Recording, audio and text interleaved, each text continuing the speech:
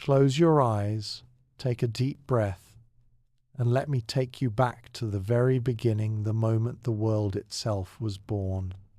From the sparkling stars above to the first gentle breath of humanity, from the garden of perfect peace to the dreams and struggles of the first families, Genesis tells a story of creation, hope, and God's faithful promises. Tonight, we'll journey together through the awe-inspiring beginnings of everything, discovering secrets, lessons, and miracles that have shaped all of history.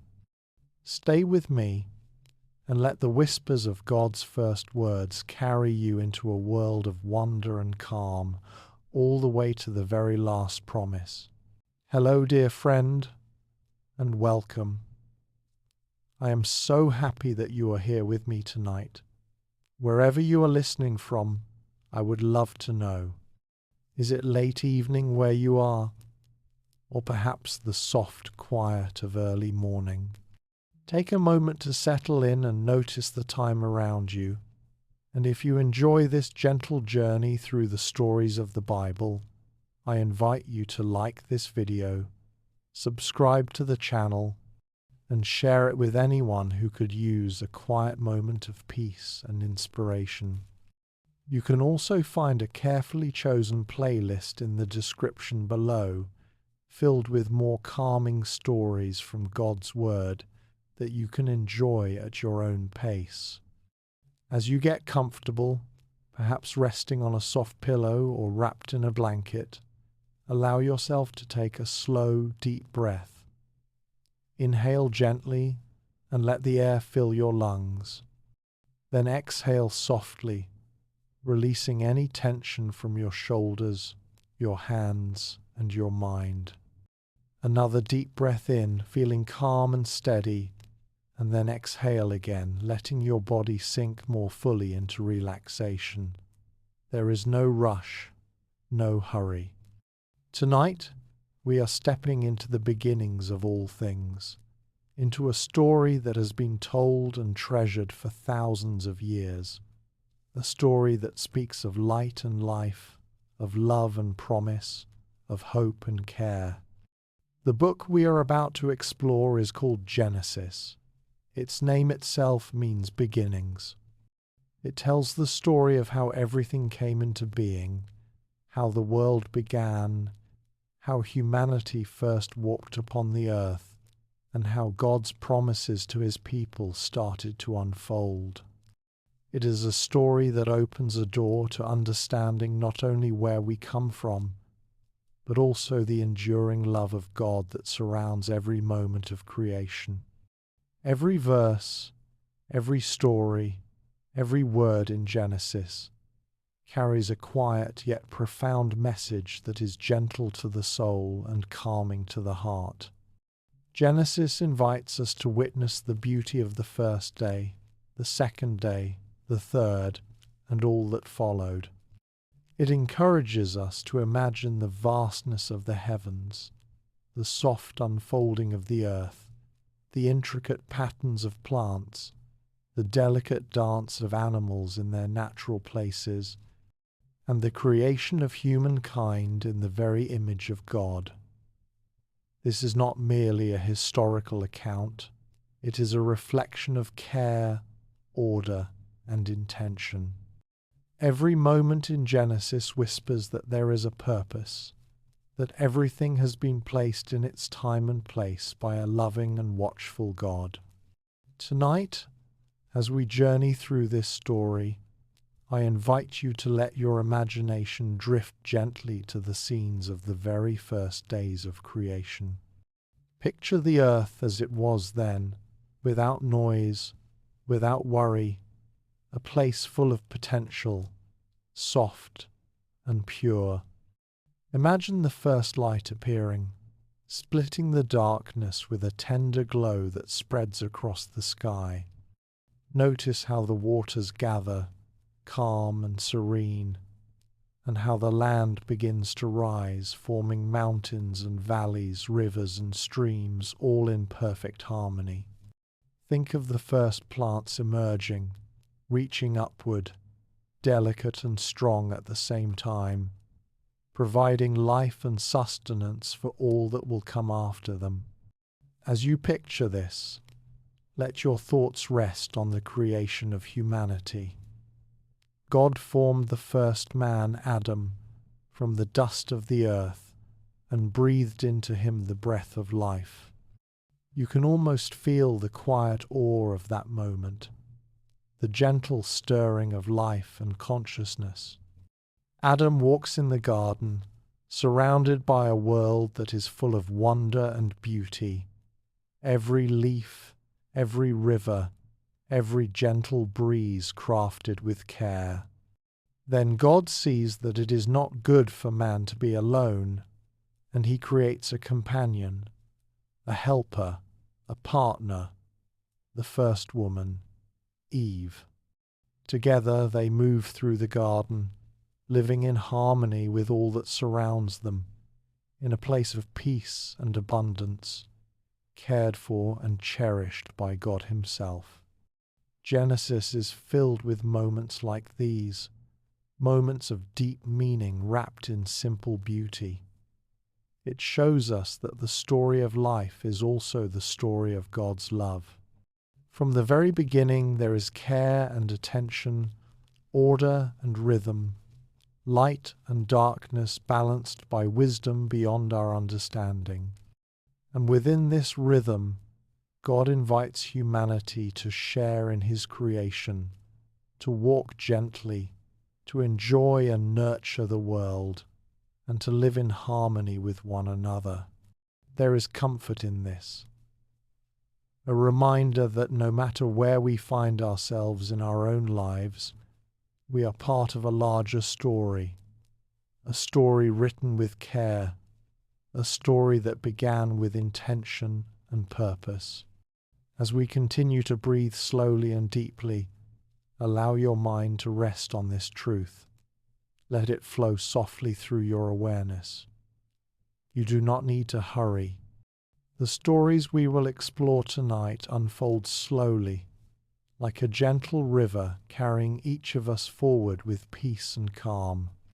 Each character, each place, each promise of God in Genesis has a place in this river of life. And by stepping into their experiences, we are invited to feel the steady presence of God, who is always watching, always guiding, and always loving. Even before any trials or challenges, before any struggles or moments of sadness, Genesis begins with the promise of God's faithfulness. It reminds us that beginnings are beautiful and that every beginning carries hope. It tells us that God is present from the very first moment, shaping the world, shaping humanity, and shaping each heart that listens to his word. And so tonight, as we prepare to step into this story, you may feel the gentle reassurance that God's care has been with you from the very start, even before you were born, and that his love is constant, unchanging, and present in every detail of your life. I encourage you to relax further, feeling the support of the surface beneath you, the weight of your body releasing into calmness, your mind quieting as you focus on the soft unfolding of the world in Genesis. Let the gentle rhythm of your breathing match the rhythm of the unfolding story, each inhalation bringing awareness and presence, each exhalation releasing tension and worry. This story is a gift, a soft guide into the beginnings of everything, filled with peace, beauty, and promise. Remember that Genesis is not just about long ago. It is about how God works even today, in the small moments, in the quiet and the unseen. Each creation, each word, each act of care tells us that God is with us, watching over us, and shaping a world that is good and full of wonder. As we journey together through the chapters ahead, you will hear of light and darkness, of water and sky, of animals and plants, of people and dreams, of hope and the gentle unfolding of God's plan. All of this is meant to calm the mind, soothe the heart, and remind us of the love that surrounds every moment. So, settle in, take another slow breath, and prepare to travel through the beginnings of the world. We will explore the creation of the heavens and the earth, the first moments of humanity, the garden, and the promises that God gave at the very start. Let yourself imagine the beauty, the wonder, and the care with which the first days were made, knowing that the same God who shaped all these things is present now, watching over you, guiding you, and filling your heart with peace as we step into this story together. In the beginning, before time as we know it had any measure, God spoke, and his words brought order and life to the emptiness. The earth was formless and quiet, and darkness rested over the deep waters. But God's presence was there, and with his gentle voice the first light appeared. Day one began with a soft and radiant glow, separating light from darkness. He called the light day and the darkness night, and the rhythm of time quietly began, with evening passing into morning. On the second day, God turned his attention to the space above the waters. He stretched out the sky, a vast and gentle canopy, separating the waters below from the waters above. The expanse of the heavens was filled with stillness, yet it carried the promise of breath and movement, of clouds and soft winds, of rain to nurture the world in its time. The sky above seemed to stretch endlessly, a place of calm and quiet beauty, awaiting the sun, moon, and stars that would later take their place in the great expanse. The third day was a time of emergence and growth. God gathered the waters together, allowing dry land to appear.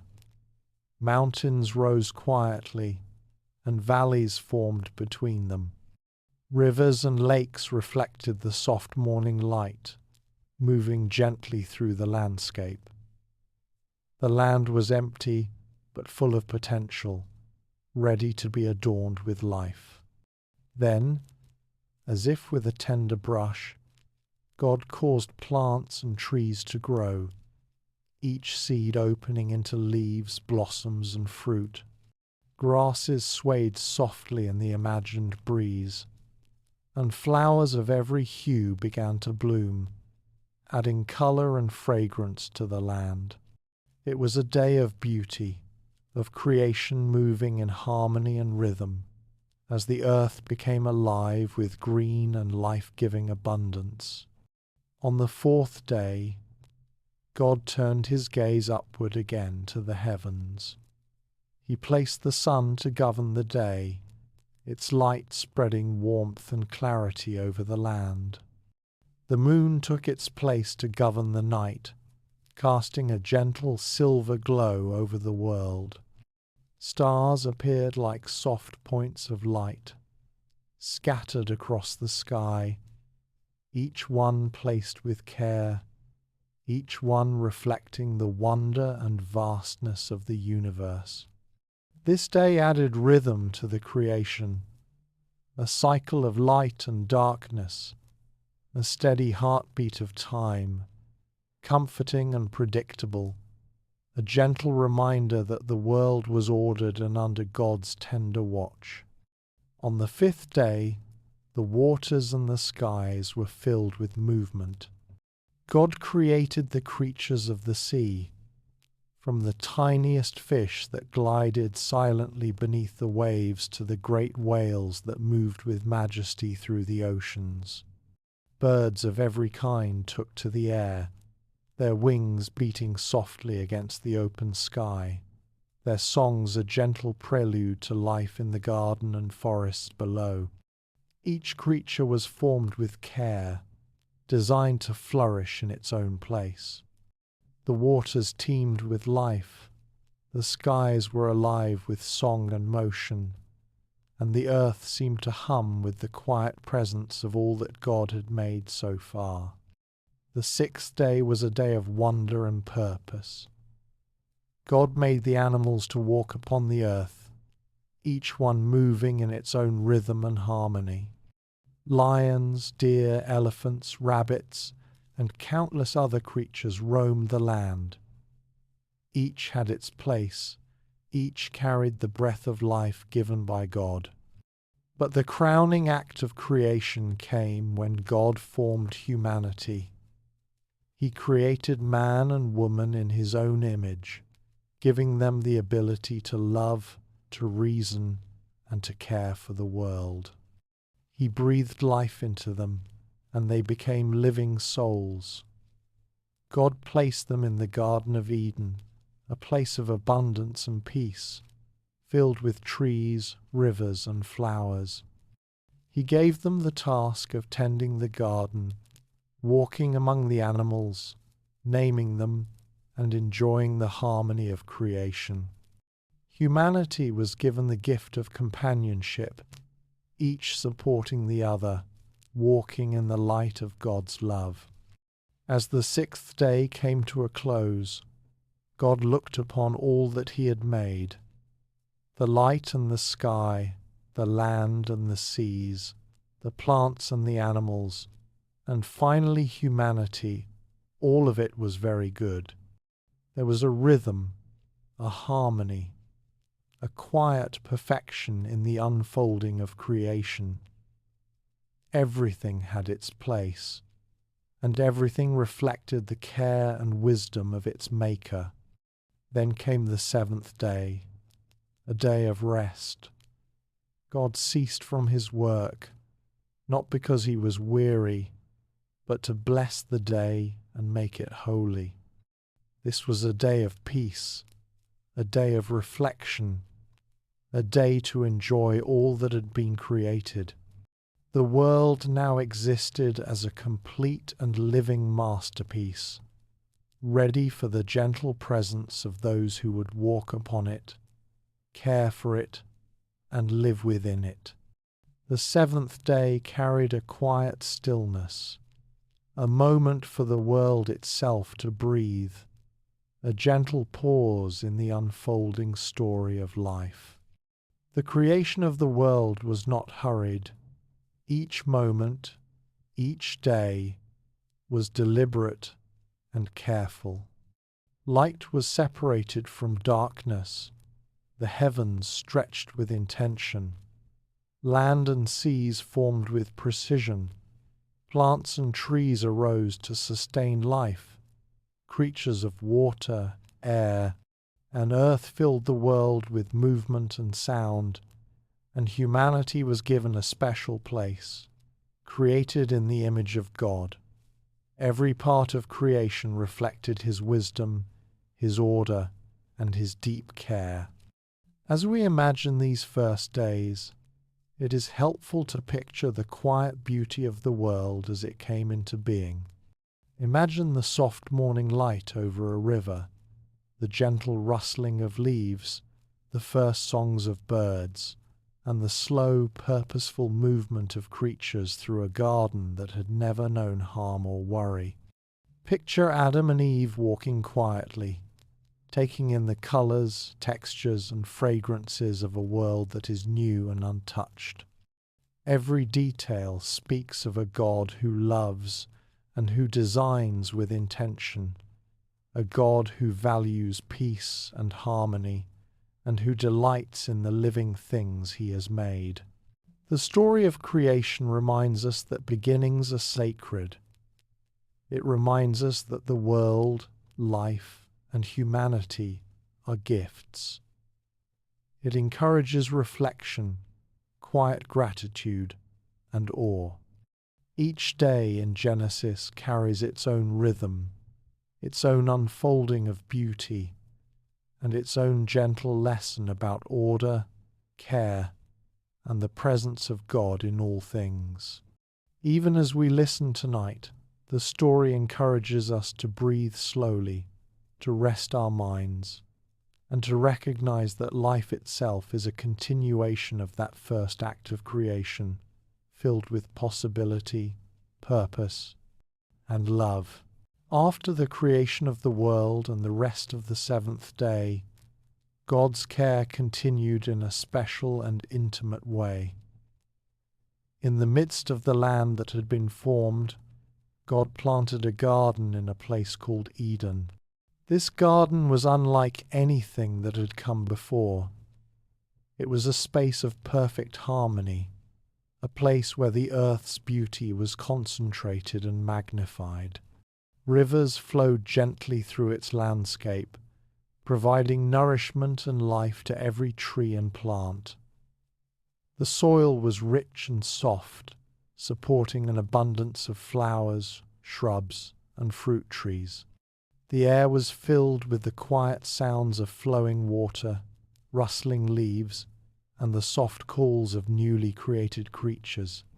The light filtered through the trees in a gentle pattern, illuminating the garden with a calm radiance that invited peace and reflection. God placed the first man, Adam, in this garden. Adam was given a special task, not one of toil or struggle, but of care and stewardship. He was to walk among the trees, to tend the garden, to enjoy its beauty, and to name the creatures that moved upon the earth. Each animal that passed before him carried its own uniqueness, and Adam observed with gentle curiosity. Lions moved gracefully, birds flitted through the branches, and fish glided through the rivers. Everything was given a name, and through this naming, Adam engaged with the world in a thoughtful, harmonious way. God's creation was alive around him, and Adam was part of it, fully present and fully aware of the wonder that surrounded him. Even in the beauty of Eden, God saw that Adam was not meant to be alone. Every tree, every animal, and every river could not fill the deep need for companionship that God had placed within the human heart. So God caused Adam to fall into a deep, peaceful sleep. While he rested, God took one of Adam's ribs and formed from it the first woman. When Adam awoke, he saw her and recognized her as someone who shared in his life and in God's blessing. She was named Eve, meaning the mother of all living. Together, Adam and Eve were companions in the garden, walking with each other in harmony, enjoying fellowship with one another, and most importantly, sharing fellowship with God himself.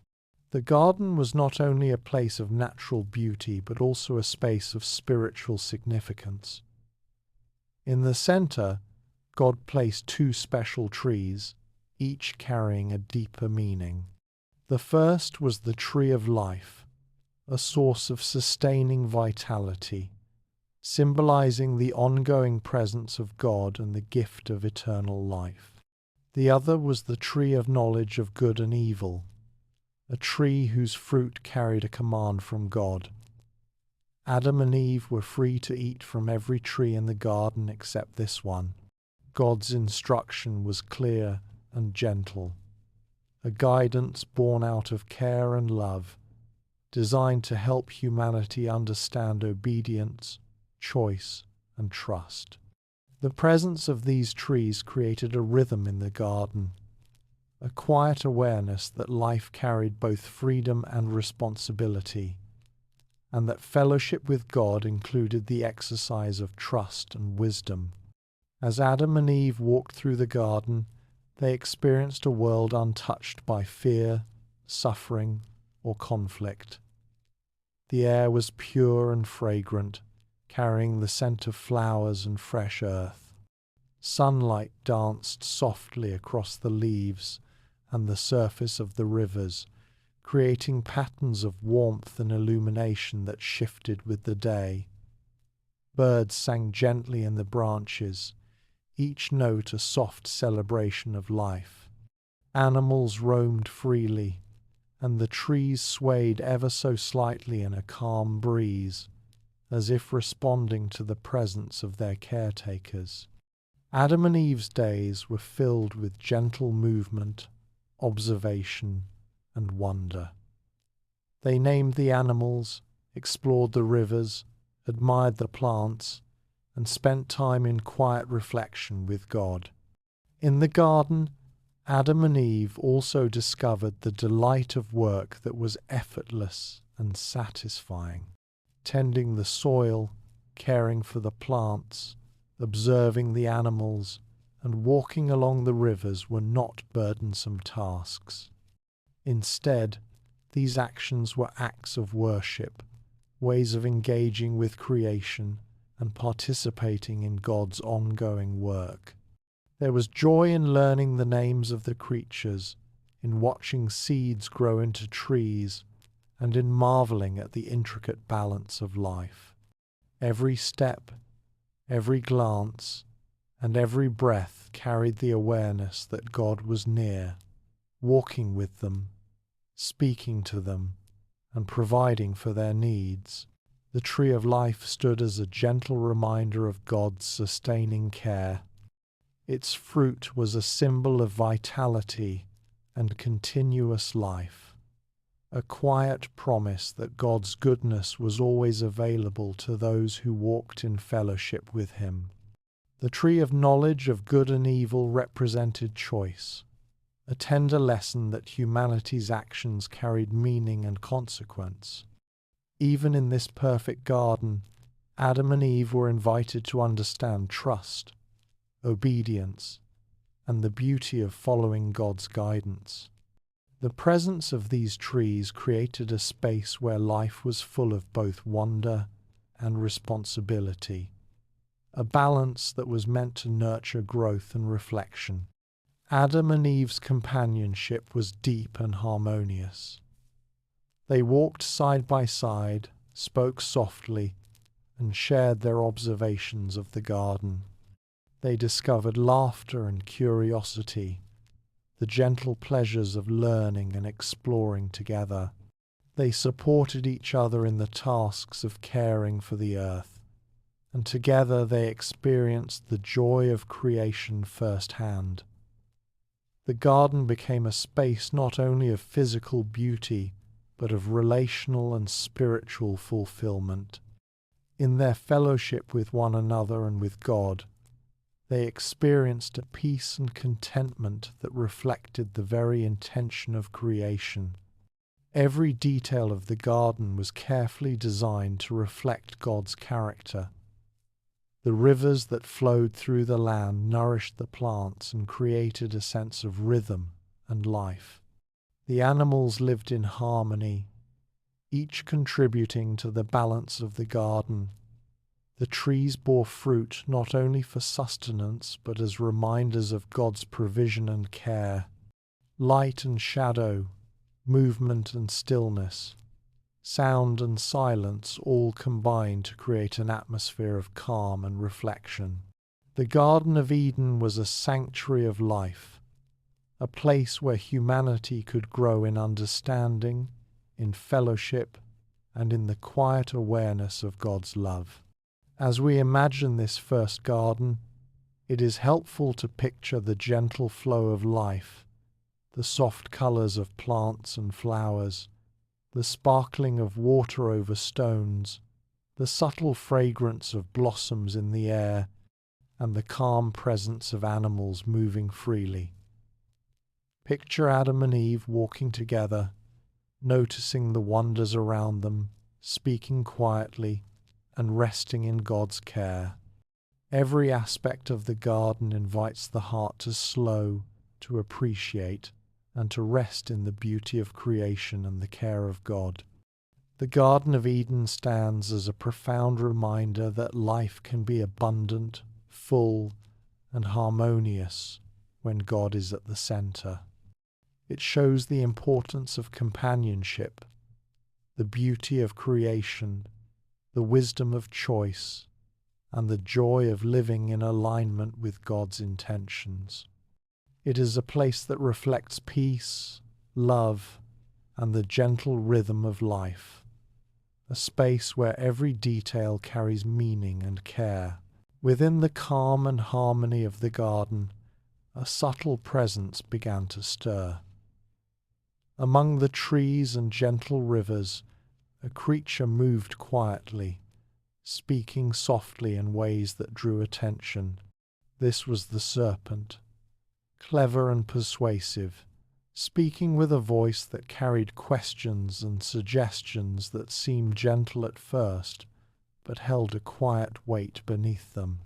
The serpent approached Eve, noticing her curiosity and her heart open to the wonders around her. With careful words, he asked questions about the tree in the center of the garden, the one from which God had said she and Adam must not eat. His questions were soft, almost like a whisper, inviting reflection but also planting doubt. Eve listened carefully, her mind turning over the serpent's words. He suggested that perhaps God's command was not entirely necessary, that the fruit might bring understanding and wisdom rather than harm. The thought lingered in her mind, gentle yet persistent, and she considered the possibilities. She looked at the fruit, noticing its color, its texture, the promise of knowledge that the serpent hinted at. It seemed appealing, almost radiant in its perfection. She felt a stirring within her, a curiosity that was natural, a desire to understand and to experience. Then she reached for the fruit, taking it into her hands. She looked at it closely, feeling the smoothness, the weight, and the potential it represented. With a quiet breath, she took a bite. The taste was unlike anything she had imagined, a mixture of sweetness and depth, and immediately her awareness expanded.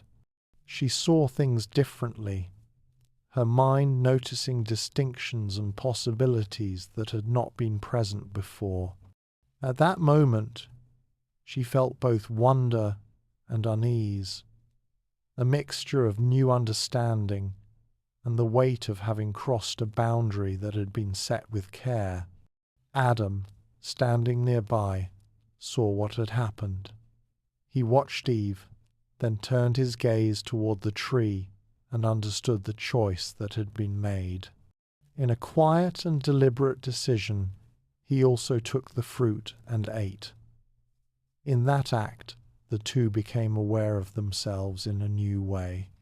They realized that they were different from before, that something within them had changed. Their eyes were opened, and they felt the weight of awareness of good and evil, of right and wrong. A sense of vulnerability arose, and with it came the awareness of separation from the perfect harmony in which they had previously walked. In that moment, they also became conscious of their own nakedness. They noticed the softness of their skin, the shape of their bodies, and a sense of modesty filled them. They moved quickly to cover themselves with leaves, to hide what had been so natural and unself-conscious before.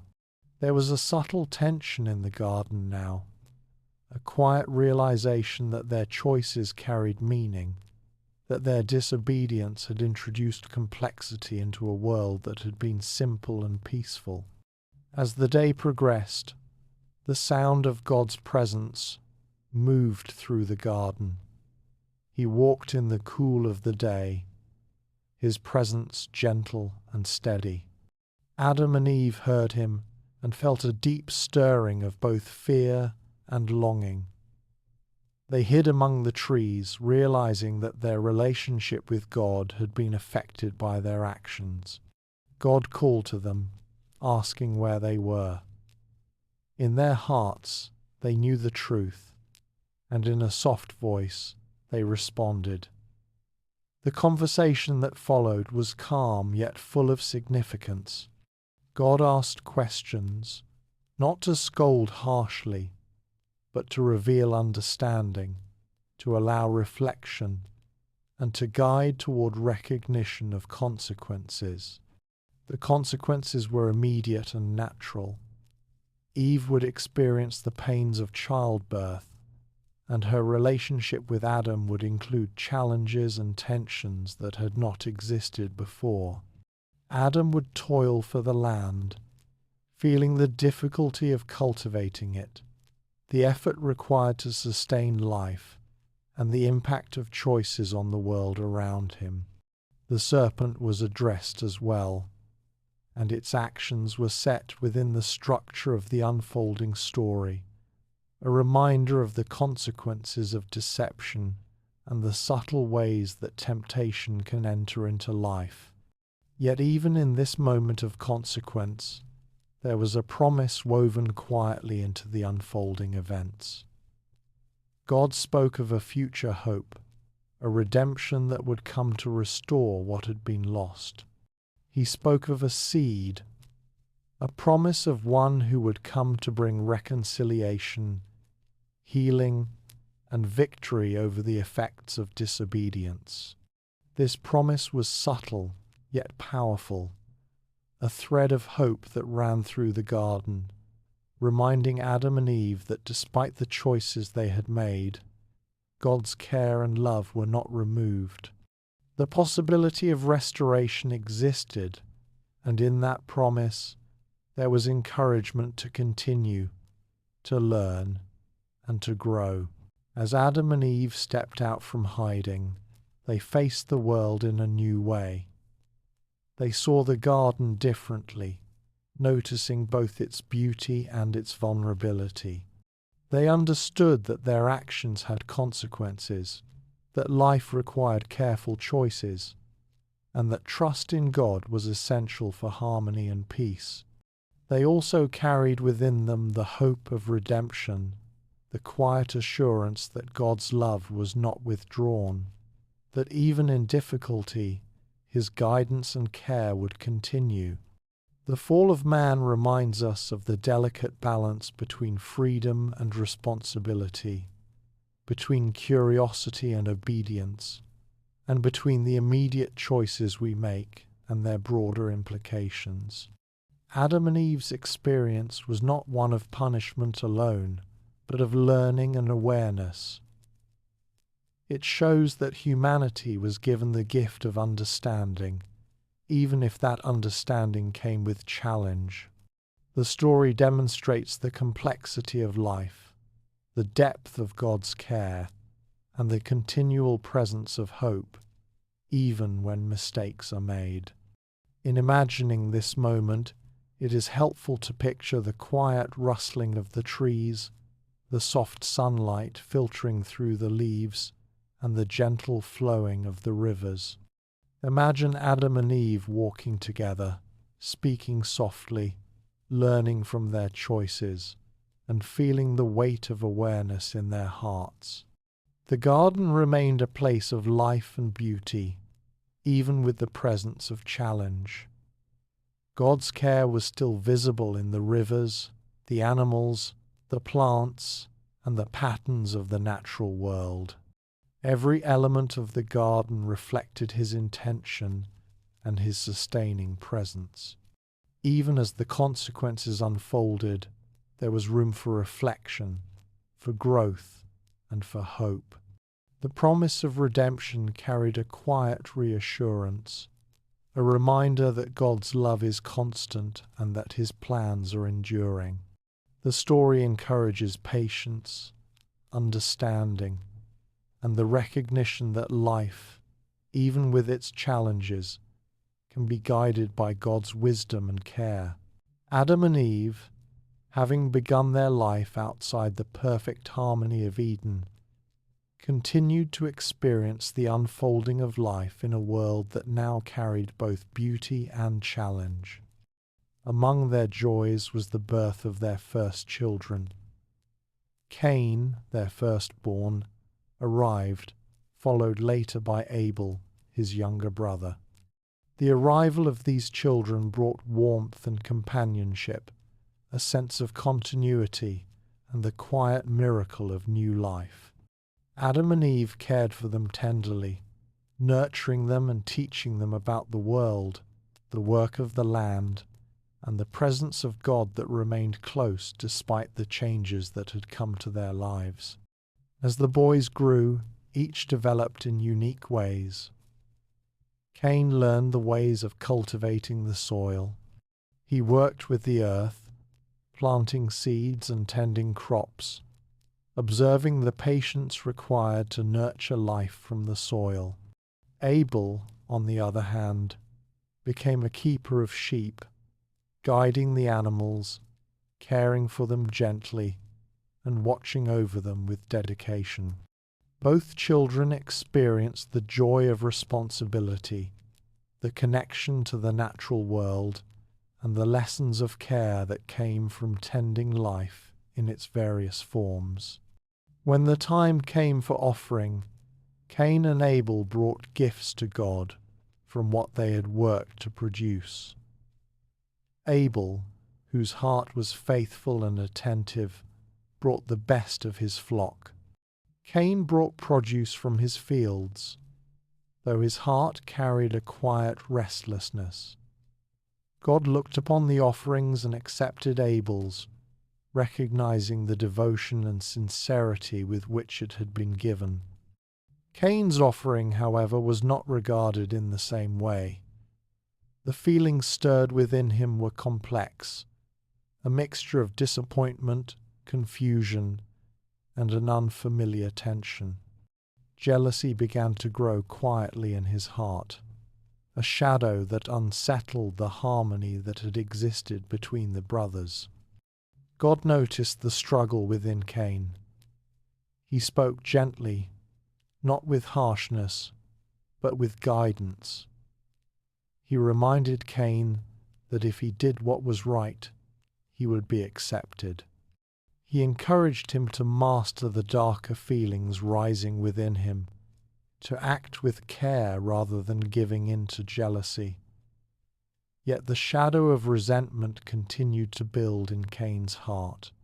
It was a quiet tension at first, almost imperceptible, but it grew steadily, feeding on comparison and envy, until it became impossible to ignore.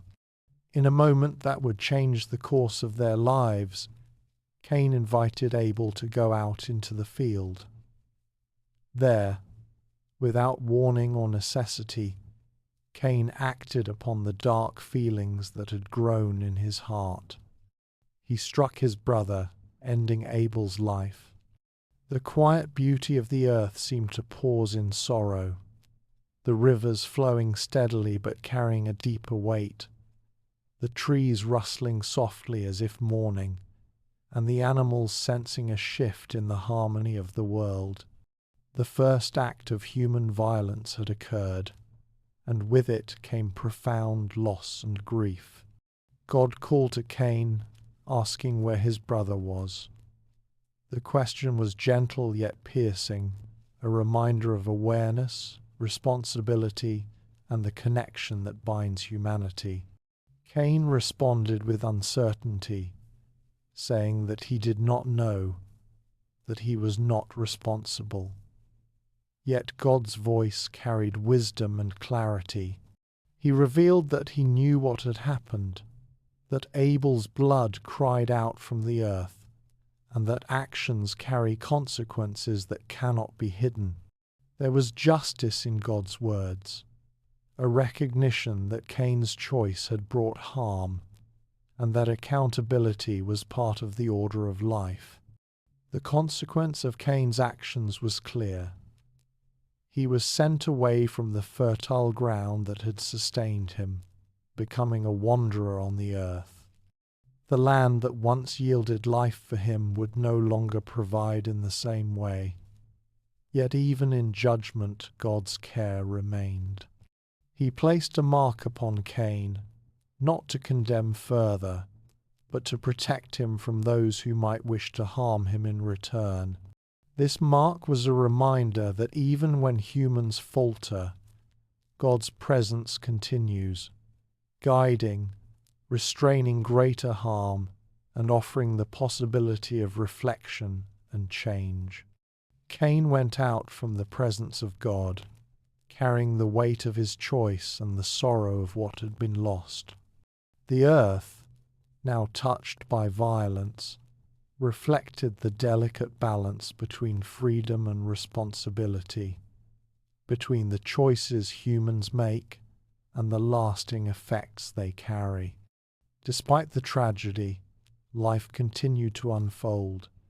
Adam and Eve mourned their loss, yet they continued to nurture and raise their family, witnessing both the consequences of human actions and the enduring presence of God's care. The story of Cain and Abel reminds us that emotions such as jealousy, anger, and envy can quietly grow if they are not recognized and addressed. It shows that choices have consequences, and that actions taken in the heart of darkness can affect both ourselves and others. Yet even amidst the sorrow and the consequences, God's care is present. There is guidance, protection, and the subtle promise of restoration and understanding. This dual presence of justice and mercy creates a space where growth, learning, and reflection can take place. In picturing this scene, imagine the soft sunlight filtering through the fields where the brothers worked, the gentle rustling of the crops, and the quiet movement of sheep in Abel's care. Picture Cain walking through the fields with tension in his heart, and Abel tending his flock with devotion. The garden-like spaces of the earth carried both beauty and complexity, reflecting the choices that humans make and the balance of life that God maintains. Even the earth itself seemed to hold memory, responding to the first human conflict with a quiet shift, yet continuing to support life, growth, and the presence of God. God's response to Cain also teaches that even in the face of wrongdoing, there is awareness, protection, and the possibility of learning. The mark upon Cain, the gentle words spoken, and the continuation of life all reflect a God who does not abandon, even when human hearts falter.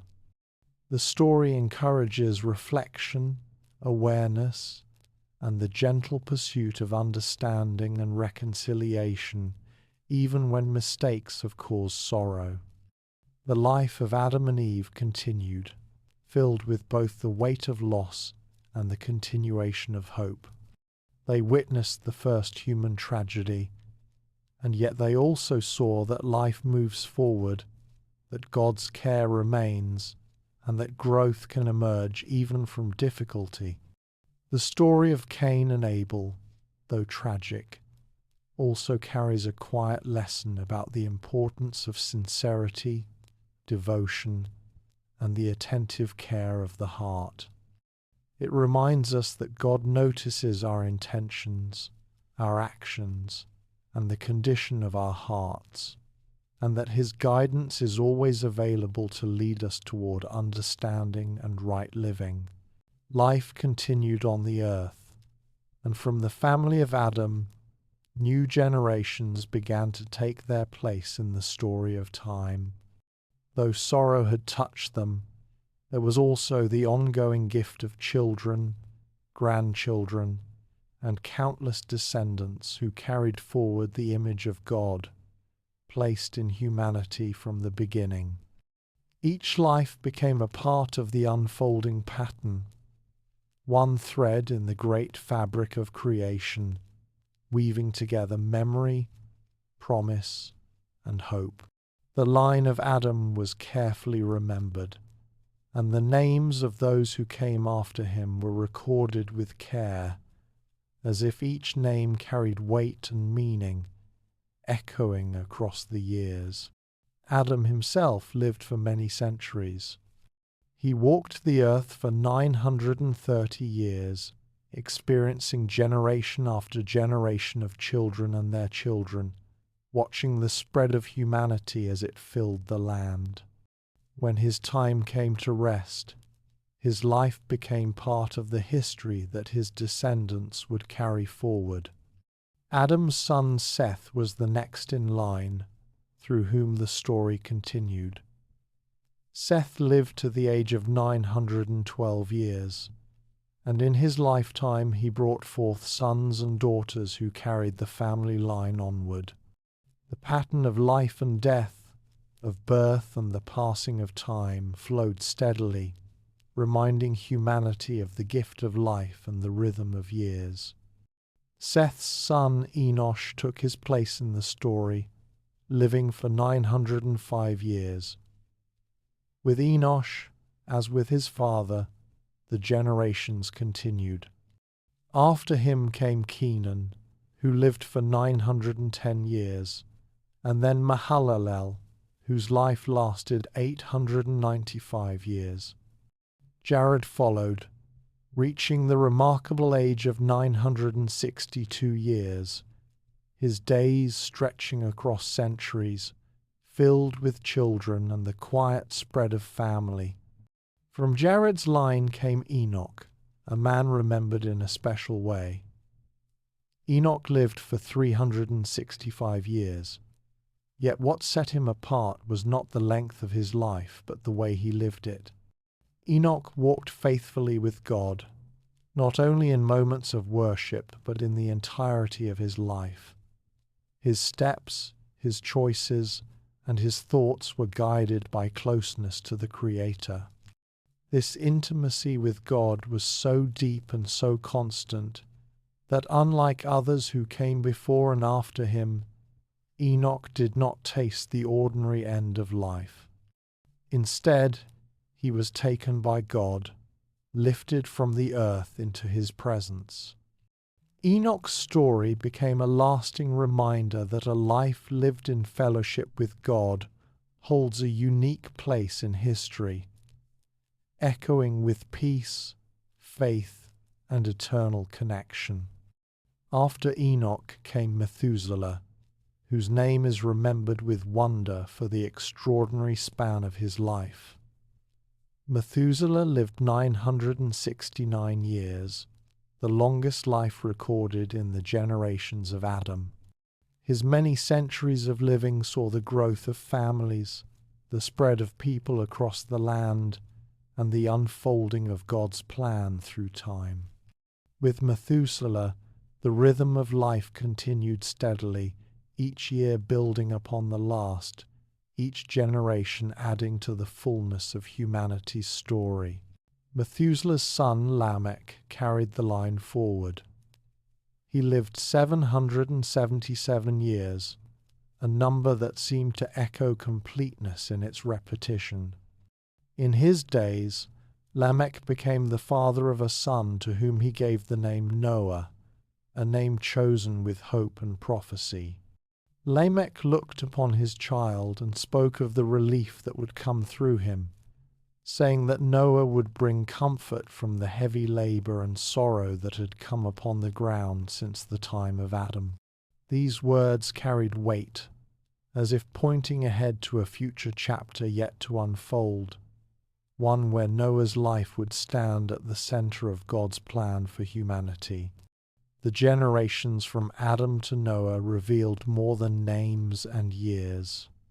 They showed the faithfulness of God in sustaining life, the patience of his plan as time stretched across centuries, and the continuity of his purpose from one family to another. The ages recorded, long and enduring, reminded humanity of the strength with which God had created them, and the closeness of his presence in those early years of the world. Each name in the genealogy stood as a monument to the passage of time. Adam, Seth, Enosh, Kenan, Mahalalel, Jared, Enoch, Methuselah, and Lamech formed a chain that carried humanity from the beginning toward a turning point. Each life was marked by its span of years, its children, and its place within the unfolding design. Among them, Enoch shone as a reminder of faithfulness, and Noah's birth whispered of a future yet to come. As these generations grew, humanity spread further across the land. Villages grew into small communities, and the rhythm of life continued through farming, herding, building, and family. People experienced joy in their children, strength in their work, and moments of worship that connected them to the God who had made them. Yet the pattern of death remained as a reminder of the fall, showing that even in long lives filled with blessings, humanity still awaited the fullness of restoration that God had promised. The genealogy of Adam to Noah is not only a list of years, but also a gentle reminder of the flow of history. It shows that time moves with purpose, that God's plan stretches patiently across generations, and that each life, whether long or short, carries significance in His sight.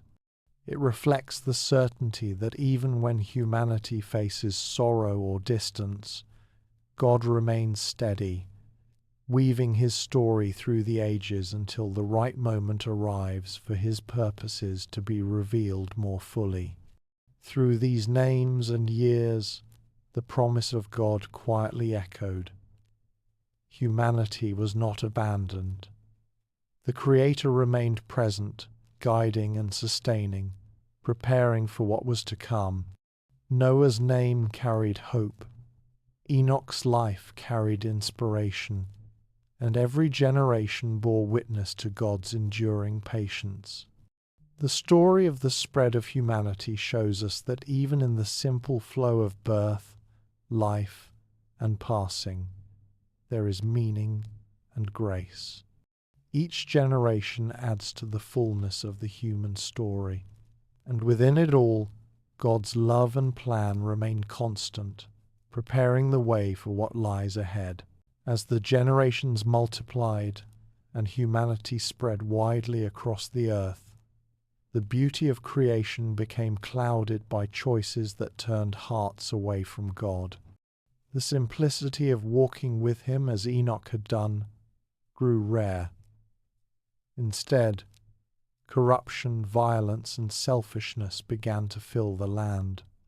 What had once been a world of harmony now bore the marks of greed, cruelty, and disregard for what was good. The earth itself seemed to groan under the weight of such behavior, and the purity of life that God had breathed into His creation was being overshadowed by human sin. God looked upon the earth and saw that wickedness had grown great. Every intention of human thought seemed bent toward evil. The grief of God's heart is described with tenderness, as if the Creator who had shaped every star and river now mourned deeply for the very people He had made. His sorrow was not only for the disobedience itself, but for the brokenness it created, for the suffering and harm people inflicted upon one another, and for the beauty of His design that had been disregarded. In His wisdom, God determined that the world needed to be renewed, cleansed of the corruption that had spread so widely. Yet even in this moment of judgment, He looked with compassion upon Noah. Among all the people of his time, Noah stood out as righteous, a man who walked with God with faith and obedience. His heart was open, his life attentive, and his steps guided by reverence for the one who had made him. In Noah, God saw the possibility of a new beginning. God spoke to Noah with clarity and instruction. He told him that a great flood would come upon the earth, covering even the highest mountains and washing away the corruption that had taken hold. Yet he also revealed to Noah the way of preservation. Noah was to build an ark, a great vessel of safety, wide and strong enough to hold his family and pairs of every kind of living creature. The instructions were precise, down to the length, breadth, and height, the placement of the door, and the arrangement of the rooms within. Noah listened carefully and set himself to the work with patience and diligence. Day after day, plank by plank, the ark began to rise. Its wooden frame stretched wide across the ground, and its structure became a visible sign of obedience and trust. While others may have mocked or wondered at Noah's work, he continued steadily, knowing that God had spoken and that his word was true. The sound of tools striking wood, the smell of freshly cut timber, and the growing shadow of the ark all became part of the rhythm of Noah's days. His sons assisted him, his wife and daughters-in-law shared in the preparations, and together they poured their strength into the task.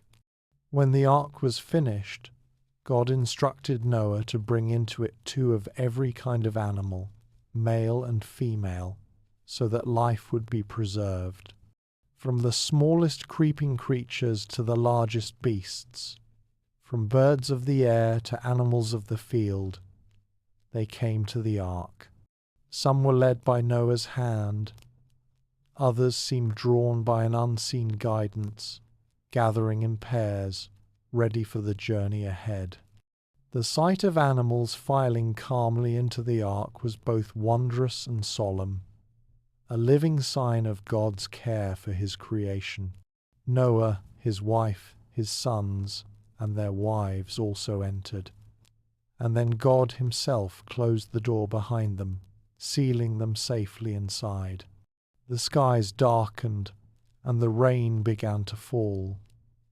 At first gentle, then unrelenting, the waters poured down in a steady flood from the heavens. From beneath, fountains of the deep burst forth, and the world was enveloped in rising waters. Rivers swelled, valleys filled, and even the highest mountains were soon covered. The ark lifted gently from the ground, swaying upon the waters, carried safely above the judgment that swept across the earth. For 40 days and 40 nights the rains continued without pause. The sound of water was everywhere, drumming against the sides of the ark, rushing across the land, and echoing in the vast silence of the drowned world. Yet inside the ark there was calm. The family rested together, the animals settled into their places, and Noah's trust in God carried them through the long days. Beyond the ark, all living things perished, but within it, life was preserved, sustained by God's promise. At last, the rain ceased, and the waters began slowly to recede. Day by day, the ark drifted gently across the face of the deep until it came to rest upon the mountains of Ararat. The peaks, once hidden, began to appear as the waters diminished. Noah waited patiently, sending out a raven, which flew back and forth until the ground dried. Later, he sent out a dove, but it found no resting place and returned.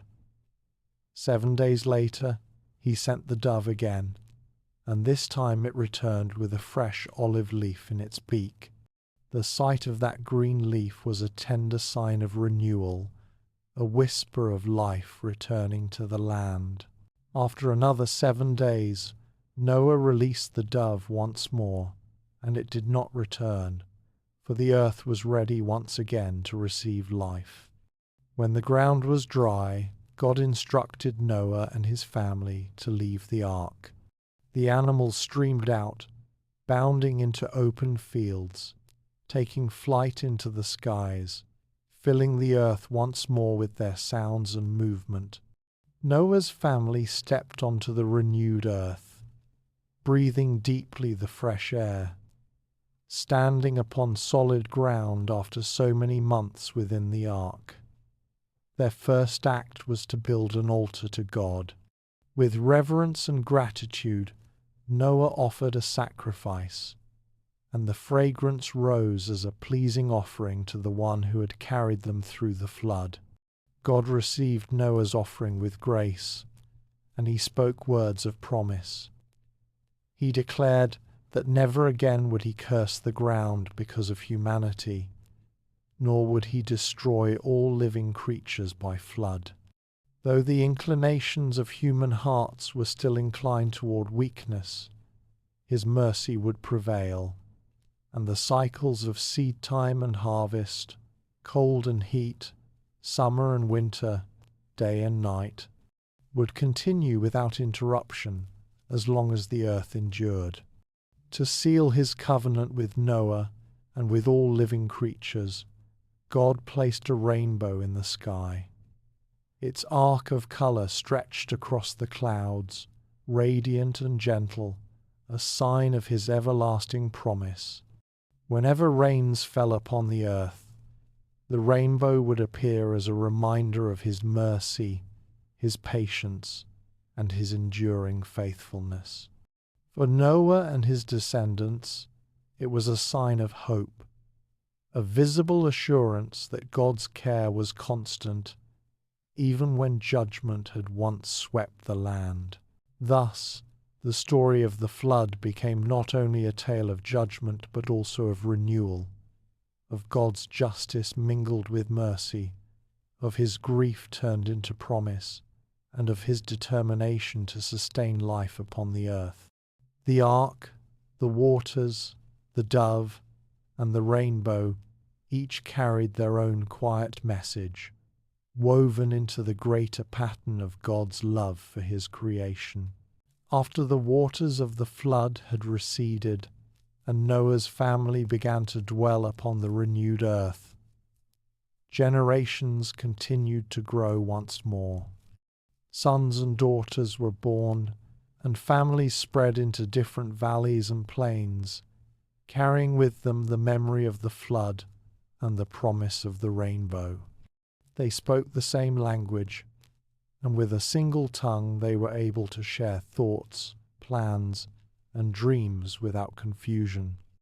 In time, a great number of people settled upon the broad plain of Shinar. The land was open and wide, with room enough to build. As they looked across the vast horizon, a desire began to stir among them. With voices united, they spoke to one another of creating a city, a place where all people might gather, live, and establish their name.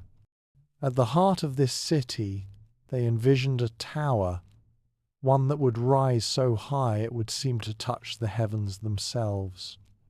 Their words carried determination. "Come, let us make bricks and bake them thoroughly," they said.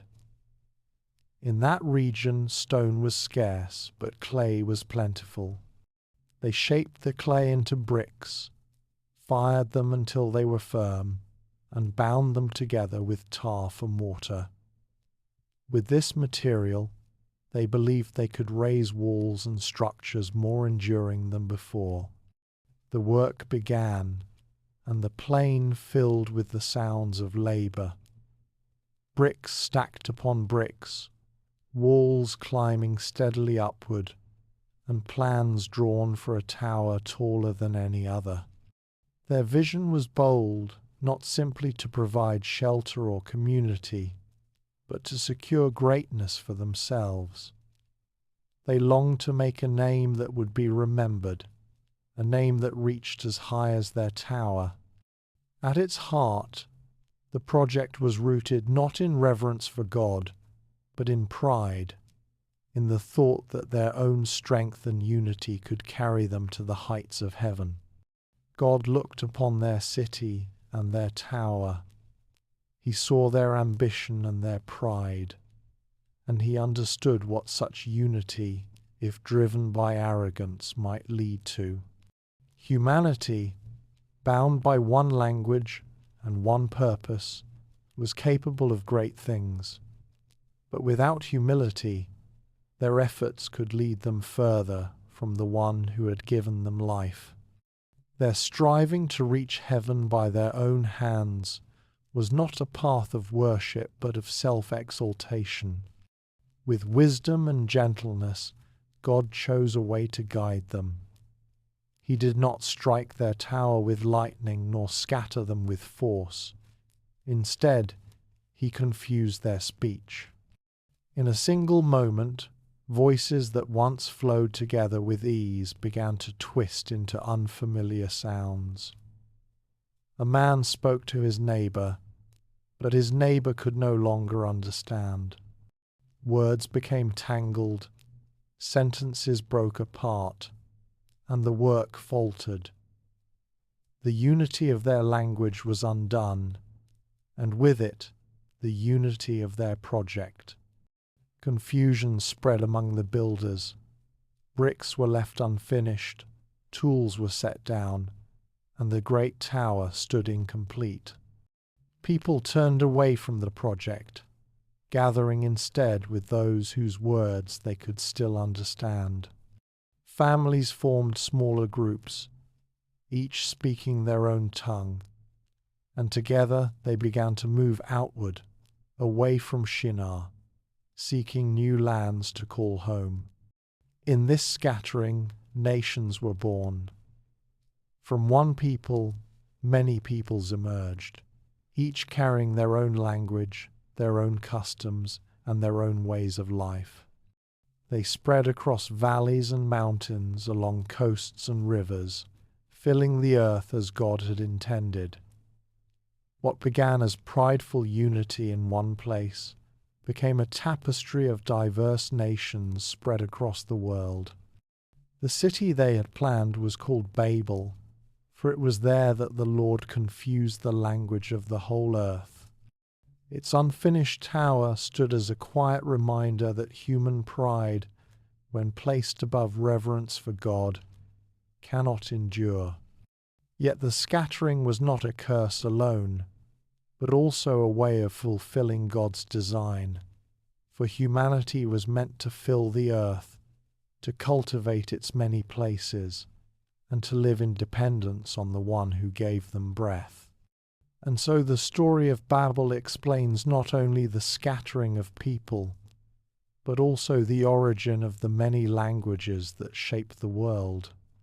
It marks the moment when humanity's desire to climb to the heavens by their own strength was gently redirected, and when God's wisdom ensured that the earth would be filled, not with one towering monument to pride, but with many nations, each bearing the memory of their common beginning.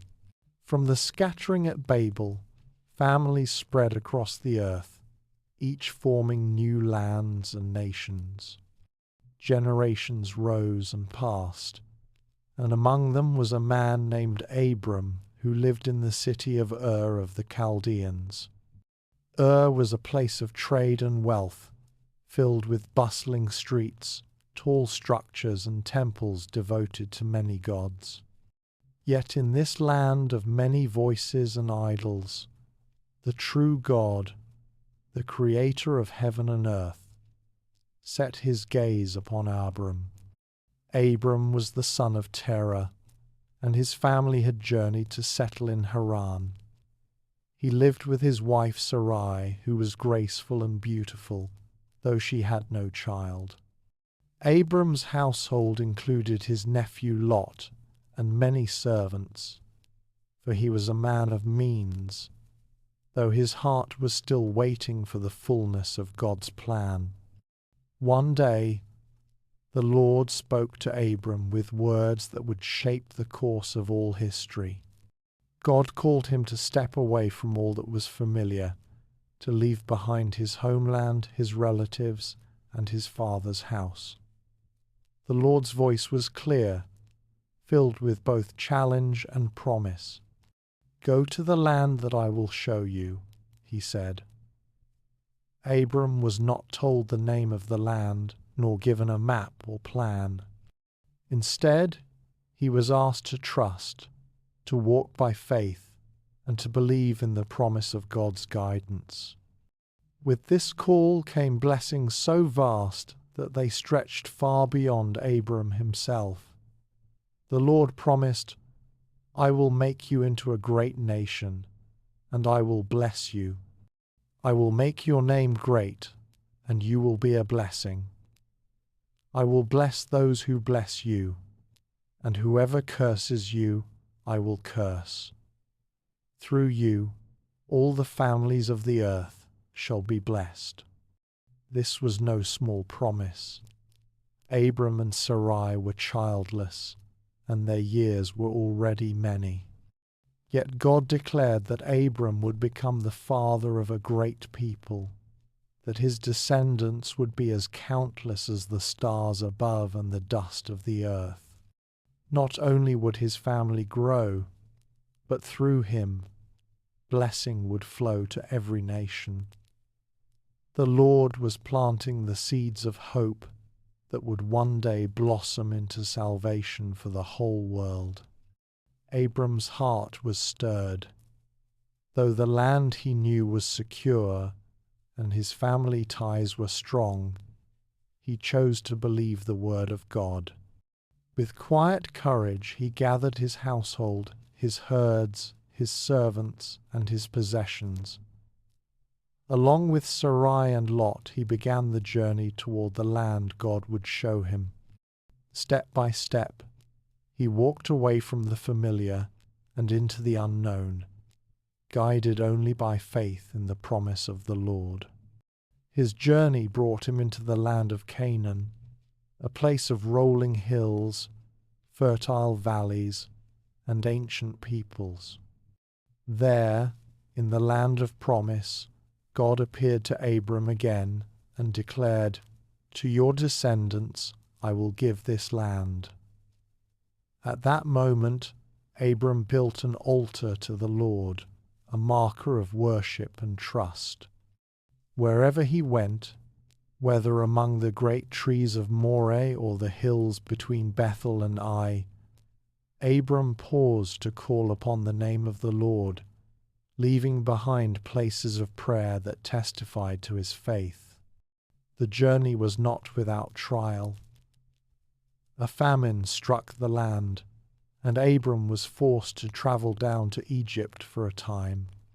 Even there, God's hand remained upon him, preserving his life and prospering him despite his fears and missteps. When Abram returned to Canaan, he was richer in flocks and silver, yet his true treasure was not his wealth, but the covenant unfolding in his life. The call of Abram marked the beginning of something new, a turning point in the story of humanity. Where once people had sought greatness for themselves, as at Babel, now God chose one man to carry a promise of greatness that would be used for blessing, not pride. Through Abram, a new chapter of God's plan opened, one that reached toward the hope of redemption first whispered in the garden. Abram's obedience was the first step in a long journey, one that would stretch through generations and echo across the ages. Though he did not yet see the full picture, he believed the word of the Lord, and in that faith the foundation of God's covenant was laid. Though Abram had trusted the call of God and entered the land of Canaan, the years passed, and the promise of descendants remained unfulfilled. He and Sarai grew older, their hair silvering with time, and the question lingered in Abram's heart. He had herds and wealth, and his name was respected, but the promise of a child had not yet come. One night, as Abram gazed into the dark sky above, the Lord came to him in a vision. The voice of God was gentle yet filled with assurance. Do not be afraid, Abram. I am your shield, your very great reward.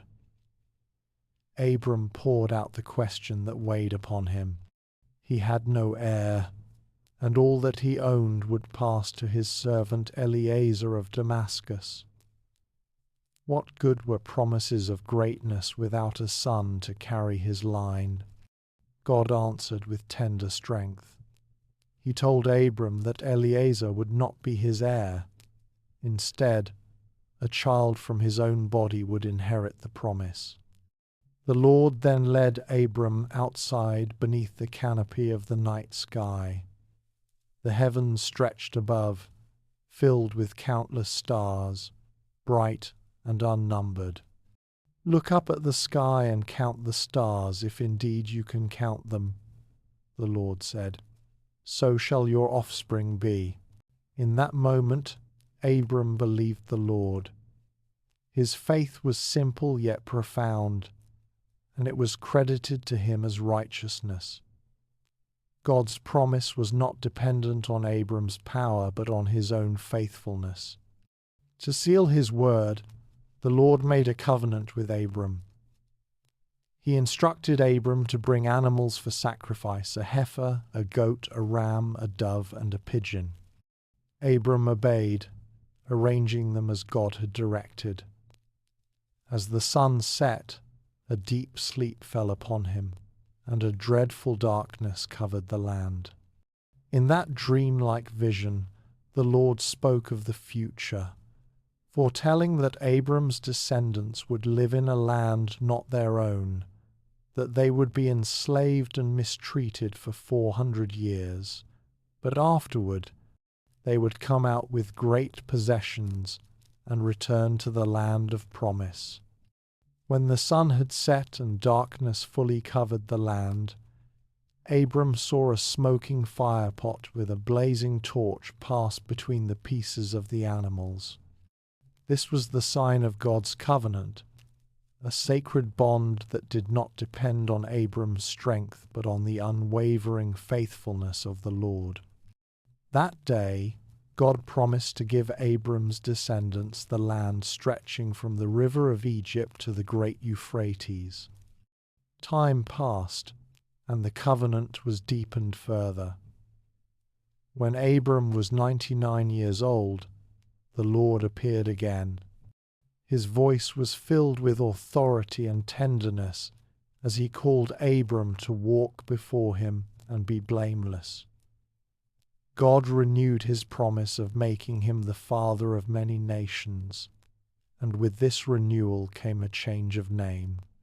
Abram, which meant exalted father, was now to be called Abraham, meaning father of many.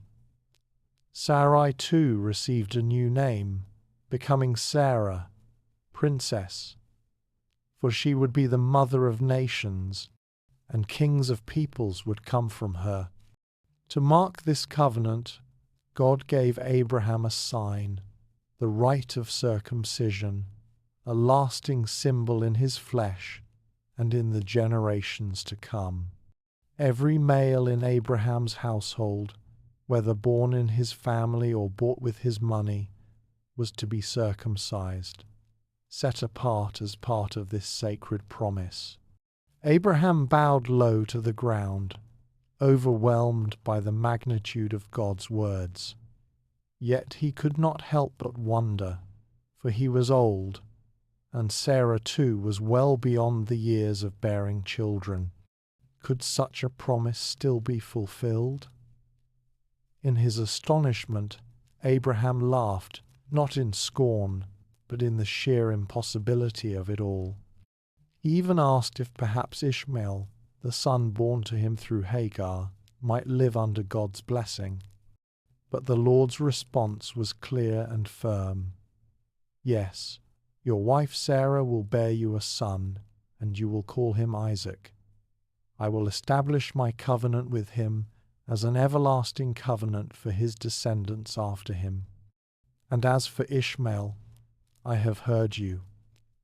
I will surely bless him and make him fruitful. He will become the father of 12 rulers, and I will make him into a great nation. But my covenant I will establish with Isaac, whom Sarah will bear to you by this time next year." Thus the covenant was set, not through human schemes or substitutions, but through the child of promise, a son born to Abraham and Sarah in their old age, by the power of God alone. The covenant sealed with fire and vision, deepened with new names, and marked by a sign in the flesh, would stand as an everlasting testimony of God's faithfulness. Before the covenant was sealed with the promise of Isaac, there was another chapter in Abraham's household, one shaped by waiting and impatience. Years had passed since God first promised a child, and Sarah, though faithful, felt the weight of barrenness. Her arms remained empty, and her heart ached. In her struggle, she turned to a custom of her time. She spoke to Abraham and offered her Egyptian servant Hagar as a way to build a family through her. Though it was not the path God had spoken, Abraham agreed, and Hagar became pregnant. When Hagar conceived, tension grew in the household. Sarah, who had long carried the pain of childlessness, now saw her servant with child. What was meant to be a solution brought jealousy and bitterness. Hagar, once lowly in the eyes of her mistress, began to see herself differently, and Sarah felt despised.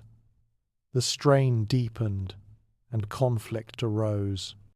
In anguish, Sarah dealt harshly with Hagar, and the servant fled into the wilderness, carrying her unborn child. Alone in the desert, weary and afraid, Hagar sat near a spring of water. There, the angel of the Lord appeared to her. His words were filled with compassion. "Hagar, servant of Sarah, where have you come from, and where are you going?" She answered honestly, saying that she was fleeing from her mistress. The angel of the Lord spoke with gentle authority. He told her to return to Sarah and to submit to her, but he also gave her a promise that lifted her spirit. Her descendants, he said, would be too numerous to count. She would bear a son, and his name was to be Ishmael, meaning God hears, for the Lord had heard her misery. The angel spoke of Ishmael's future, that he would be strong and independent, living in conflict with many, yet his life would endure and multiply. Hagar was deeply moved. She realized that she had been seen by God himself. In that place she gave the Lord a name, calling him the God who sees me, for she felt that in her suffering she had not been overlooked. With renewed strength she returned to Abraham and Sarah, and in time she gave birth to a son. Abraham named the boy Ishmael, just as God had commanded. At that time, Abraham was 86 years old. Years later, after God's covenant had been renewed and the promise of Isaac had been spoken, Ishmael continued to grow. He became a young man, and Abraham cared for him with affection. Yet the time came when Sarah bore her own son Isaac, the child of promise. The household that had once been divided now carried even deeper tensions. On the day Isaac was weaned, Abraham held a great feast to celebrate. But Sarah saw Ishmael mocking, and her heart stirred with concern for her son's future. She turned to Abraham and demanded that Hagar and Ishmael be sent away. It was a painful request, for Ishmael was Abraham's son, and his love for him was real. Yet God spoke to Abraham, reassuring him not to be distressed. He told Abraham to listen to Sarah, for Isaac was the child through whom the covenant would continue. Yet God also promised that Ishmael would not be forgotten, for he too was Abraham's offspring, and God would make him into a great nation. With sorrow Abraham rose early in the morning. He prepared food and a skin of water, placed them on Hagar's shoulders, and sent her and Ishmael away. They wandered into the wilderness of Beersheba, and in time the water ran out. Under the burning sun, Hagar could bear no more. In despair, she placed her boy under a bush and went a little distance away, saying, "I cannot watch the boy die." She lifted her voice and wept. But once again God heard. The angel of the Lord called from heaven, "What troubles you, Hagar? Do not be afraid. God has heard the boy crying as he lies there. Lift him up, take him by the hand, for I will make him into a great nation." Then God opened her eyes, and she saw a well of water nearby. She hurried to fill the skin and gave the boy a drink. Strength returned, and Ishmael lived. God was with him as he grew in the wilderness. He became a skilled archer, dwelling in the desert of Paran, and his mother found for him a wife from Egypt. Though Isaac would inherit the covenant, Ishmael was not forgotten. His life too bore the mark of God's care. From his line would come a multitude, fulfilling the promise spoken in the wilderness, that the boy whose name meant God hears would not be abandoned. 3 mysterious visitors came to the tent of Abraham near the great trees of Mamre. Abraham, though old, hurried to greet them with the eager heart of a host, bowing low before them and offering food and rest. He did not know at first that these visitors were messengers from God, yet his reverence and generosity revealed his faith. A feast was quickly prepared, bread baked fresh, a choice calf prepared, curds and milk set before the guests. Abraham stood nearby, attentive, while they ate beneath the shade. Then came the promise that pierced through years of waiting. One of the visitors spoke with divine authority, saying that Sarah, Abraham's wife, though advanced in age and long barren, would bear a son within a year's time. The words hung in the air like sunlight breaking through storm clouds. From inside the tent Sarah overheard, and laughter escaped her lips. It was not the laughter of joy, but of disbelief. She thought to herself, "After I am worn out, and my Lord is old, will I now have this pleasure?" But the Lord who searches hearts asked, "Why did Sarah laugh? Is anything too hard for the Lord?" His words settled over the camp with undeniable weight. The promise was not uncertain, nor dependent on human strength. It was anchored in the faithfulness of God. Sarah, startled, denied her laughter, but the truth could not be hidden. She had laughed, and in time her laughter would be transformed. The seasons passed, and the promise came alive. Sarah conceived, and the cries of a newborn filled the tent of Abraham. The child was named Isaac, which means he laughs, for both the laughter of doubt and the laughter of joy now found their echo in his name. What once seemed impossible became a living testimony to God's power. Sarah's heart overflowed, and she declared, "God has brought me laughter, and everyone who hears about this will laugh with me." Her sorrow and shame of barrenness melted into delight, for she held in her arms the fulfillment of a promise spoken long ago. Isaac was not only her son, but also the living sign of God's faithfulness, the heir through whom the covenant would continue. The household rejoiced as Abraham and Sarah, once marked by waiting and uncertainty, now celebrated the arrival of the child who would carry forward the blessing. Every smile, every small sound from Isaac was a reminder that nothing is too wonderful for the Lord. In the quiet of his later years, Abraham's faith was tested in a way deeper than all before. The God who had given Isaac, the son of promise, spoke with a command that pierced the soul. Take your son, your only son, whom you love, Isaac, and go to the region of Moriah. Sacrifice him there as a burnt offering on a mountain I will show you. The words were heavy, yet Abraham did not argue. He rose early the next morning, saddled his donkey, took 2 servants and his beloved Isaac, and set out.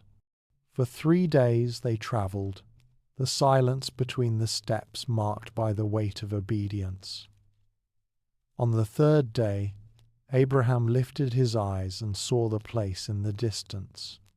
He said to the servants, "Stay here with the donkey while I and the boy go over there. We will worship, and then we will come back to you." His words carried both resolve and hidden hope, for Abraham trusted that God, even in this, would provide. Isaac carried the wood for the offering upon his back, while Abraham carried the fire and the knife. As they walked together, Isaac's voice broke the silence. "Father?" Abraham replied. "Yes, my son?" Isaac asked. "The fire and wood are here, but where is the lamb for the burnt offering?" Abraham's answer came with faith that steadied trembling hands. "God himself will provide the lamb for the burnt offering, my son." They reached the place God had shown him. Abraham built an altar, arranged the wood, and bound Isaac, his only son, laying him upon the wood. The moment was unspeakable, every movement slow, every breath caught between obedience and love. Abraham stretched out his hand and took the knife to slay his son. But the angel of the Lord called out from heaven, "Abraham! Abraham!" He answered, "Here I am." The voice came with power and mercy. "Do not lay a hand on the boy. Do not do anything to him.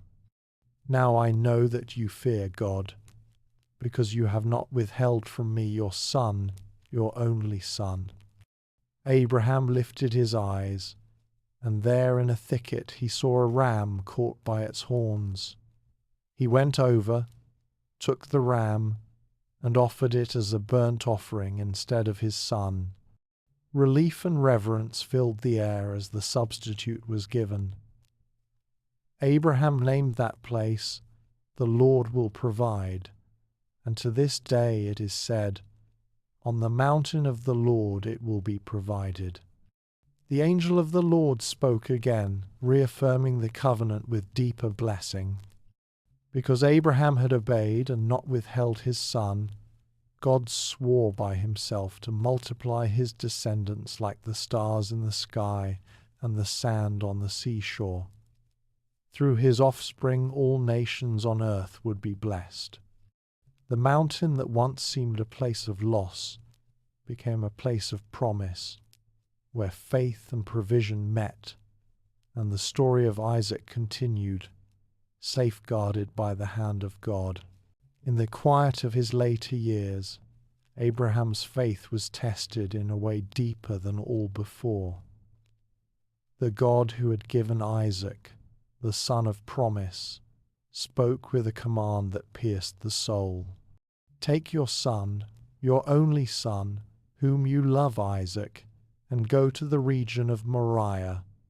Sacrifice him there as a burnt offering on a mountain I will show you." The words were heavy, yet Abraham did not argue.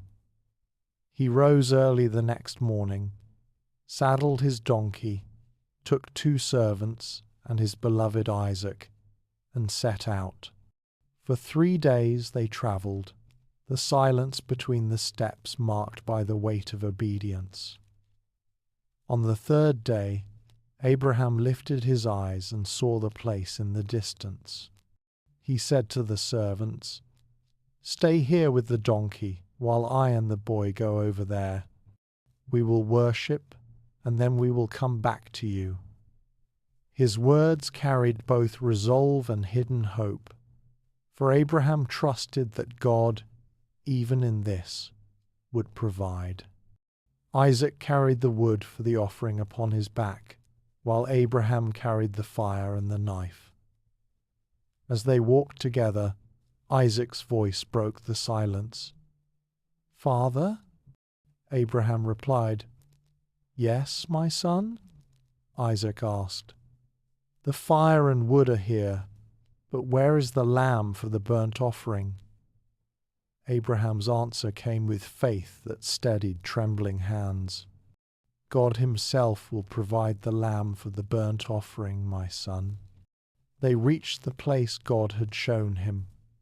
Abraham built an altar, arranged the wood, and bound Isaac, his only son, laying him upon the wood. The moment was unspeakable, every movement slow, every breath caught between obedience and love. Abraham stretched out his hand and took the knife to slay his son. But the angel of the Lord called out from heaven, "Abraham! Abraham!" He answered, "Here I am." The voice came with power and mercy. "Do not lay a hand on the boy. Do not do anything to him. Now I know that you fear God, because you have not withheld from me your son, your only son." Abraham lifted his eyes, and there in a thicket he saw a ram caught by its horns. He went over, took the ram, and offered it as a burnt offering instead of his son. Relief and reverence filled the air as the substitute was given.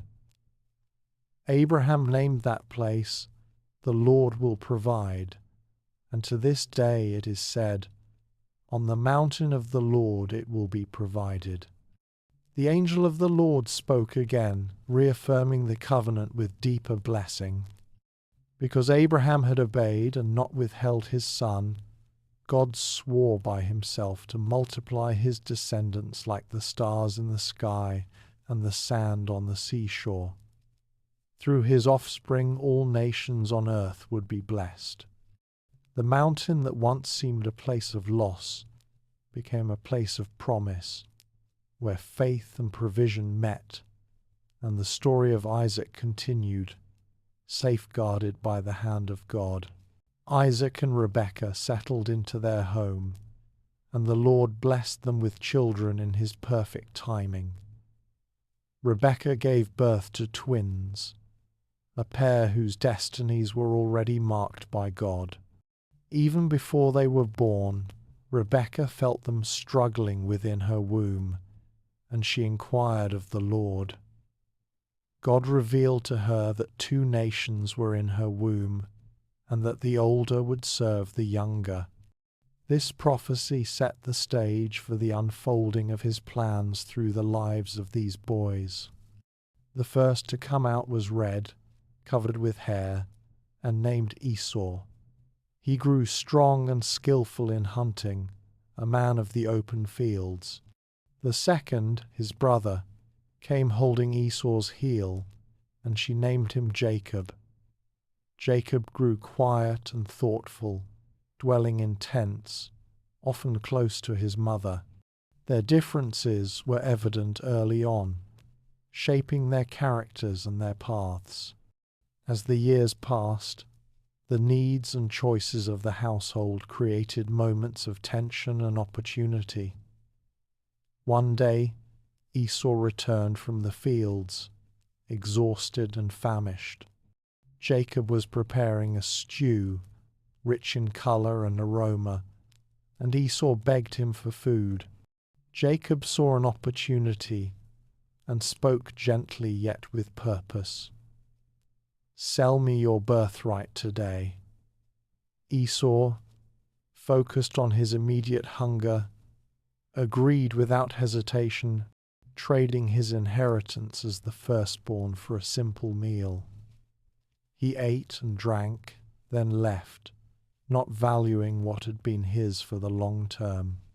This moment revealed the contrast between impulsive desire and thoughtful, purposeful action.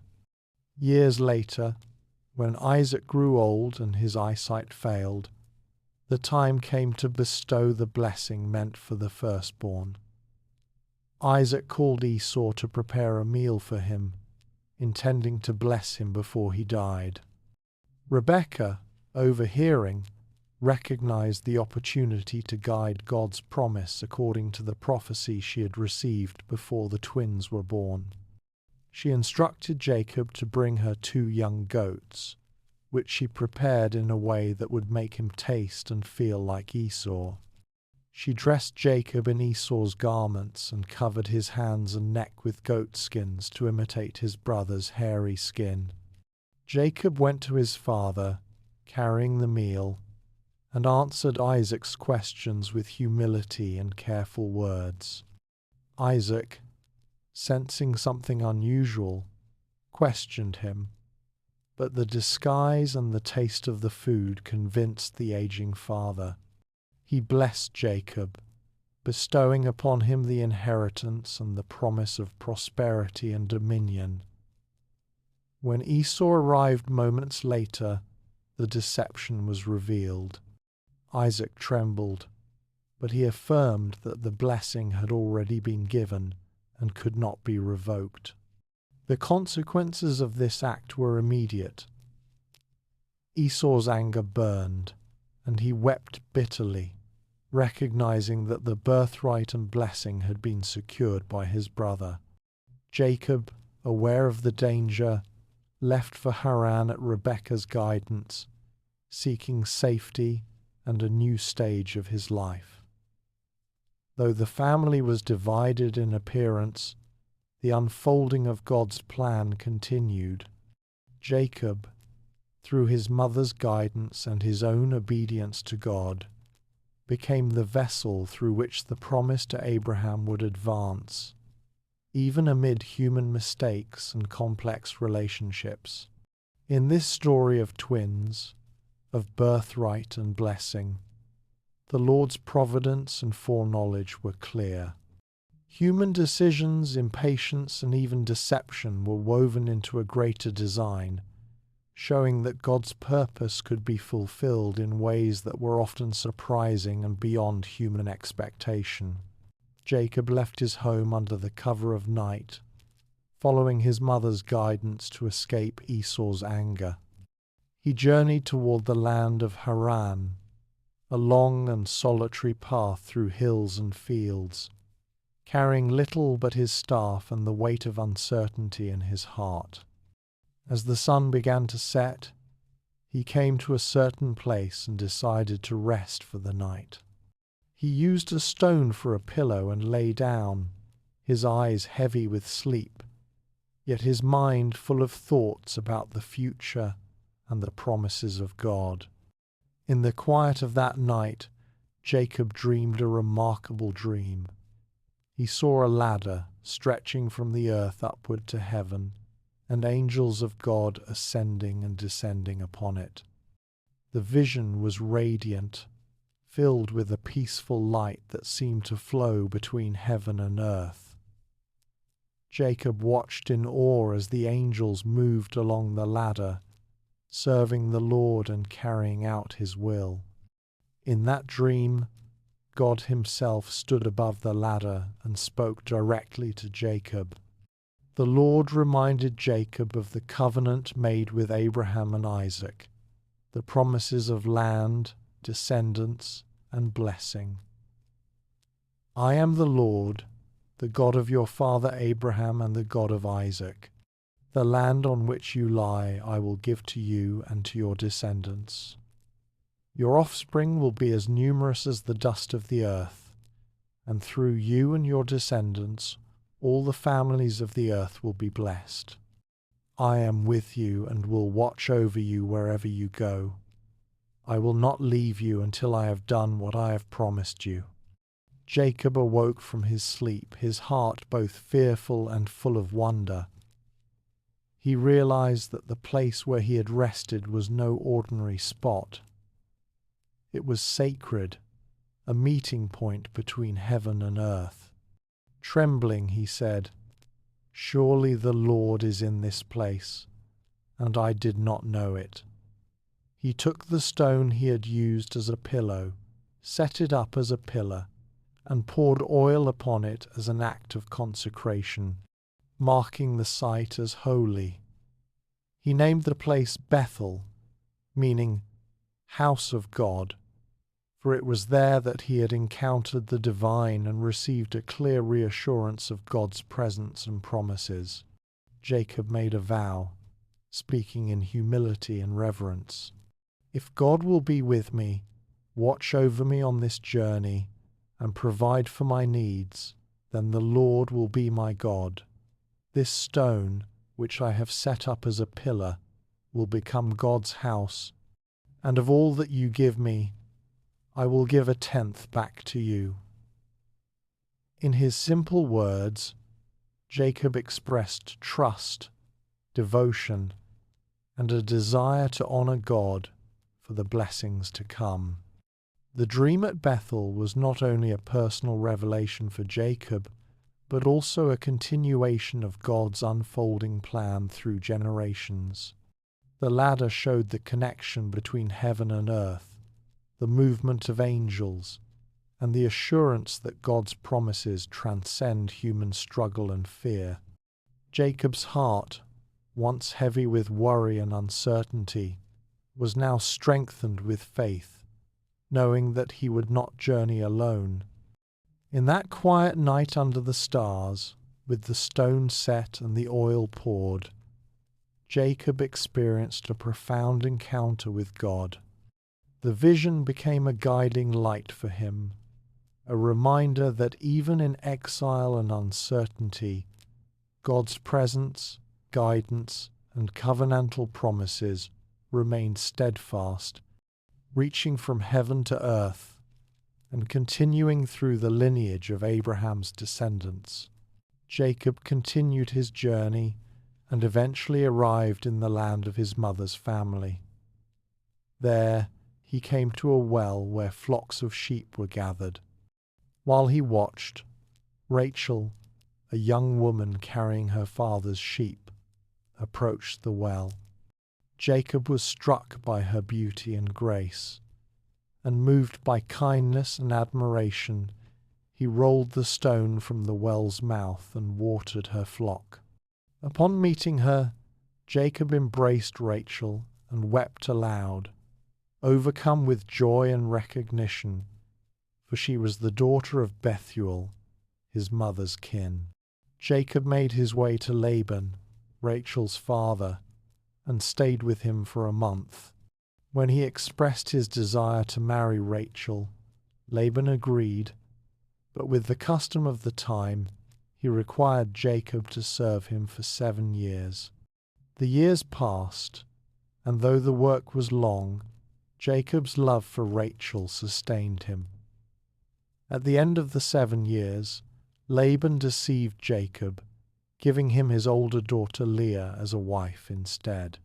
Jacob, though distressed, accepted the situation with patience, and Laban promised that he could also marry Rachel if he served another 7 years. During this period, Leah bore Jacob many sons, for God saw her distress and blessed her womb, while Rachel remained barren and yearned for children. Leah's sons, Reuben, Simeon, Levi, and Judah, began to fill Jacob's household with life. Rachel, still longing for her own child, gave her maidservant Bilhah to Jacob, and Bilhah bore Dan and Naphtali. Leah, in turn, gave her maid Zilpah to Jacob, and she bore Gad and Asher. Eventually God remembered Rachel's prayers, and she bore Joseph, bringing joy to Jacob's heart and hope for the promises to come. Later, Benjamin would also be born, completing the 12 sons who would become the tribes of Israel. Though Jacob's household grew, life was not without hardship. Laban's dealings were often unfair, and Jacob worked diligently, tending flocks and managing flocks through careful planning. Yet God's blessings were evident. His flocks increased, and he prospered despite the challenges and the cunning of his father-in-law. Through careful strategies and guidance from God, Jacob's wealth and household grew steadily, demonstrating that divine favor was present even amid human struggle. Jacob also faced emotional challenges. He loved Rachel deeply, yet the rivalry between Leah and Rachel, and between their children, tested his patience and wisdom. The household was filled with prayers, laments, and thanksgiving as each mother sought blessings and recognition for her children. Yet through it all, God's providence guided Jacob, shaping him into a man of resilience and faith, teaching lessons of trust, patience, and reliance upon God's provision. When the time came for Jacob to leave Laban's household, God spoke to him in visions, reminding him of the covenant and promising protection. Jacob gathered his family, flocks, and possessions, and departed quietly, prepared for the journey back to the land of his fathers. Despite the complexities of human relationships, deception, and rivalry, God's guidance remained constant, and Jacob's household, now blessed with children and abundance, reflected the unfolding of divine promise and the assurance that God's favor endures even through trials and toil. Jacob and his family traveled steadily toward the land of Canaan, each step weighted with the memory of past conflicts and the fear of meeting his brother Esau. Years had passed since Jacob had fled to Haran, and though much time had softened some memories, the thought of reunion filled him with apprehension. He sent messengers ahead to Esau, carrying gifts of flocks and herds, hoping to find favor in his brother's eyes. The servants returned, reporting that Esau was approaching with 400 men. Jacob's heart trembled at the news, and he divided his family, flocks, and possessions into 2 camps, thinking that if Esau attacked one, the other might escape. That night, alone, Jacob sent his family and everything he had across the river Jabbok. He remained by himself, still wrestling with fear, uncertainty, and the weight of God's promises. It was in this quiet, shadowed night that Jacob encountered a mysterious presence. A man appeared, and they wrestled until the break of dawn. The struggle was intense, physical and spiritual, leaving Jacob exhausted yet determined. Neither yielded, and as the first light of day appeared, the man touched Jacob's hip, dislocating it. Yet Jacob held fast and would not let him go.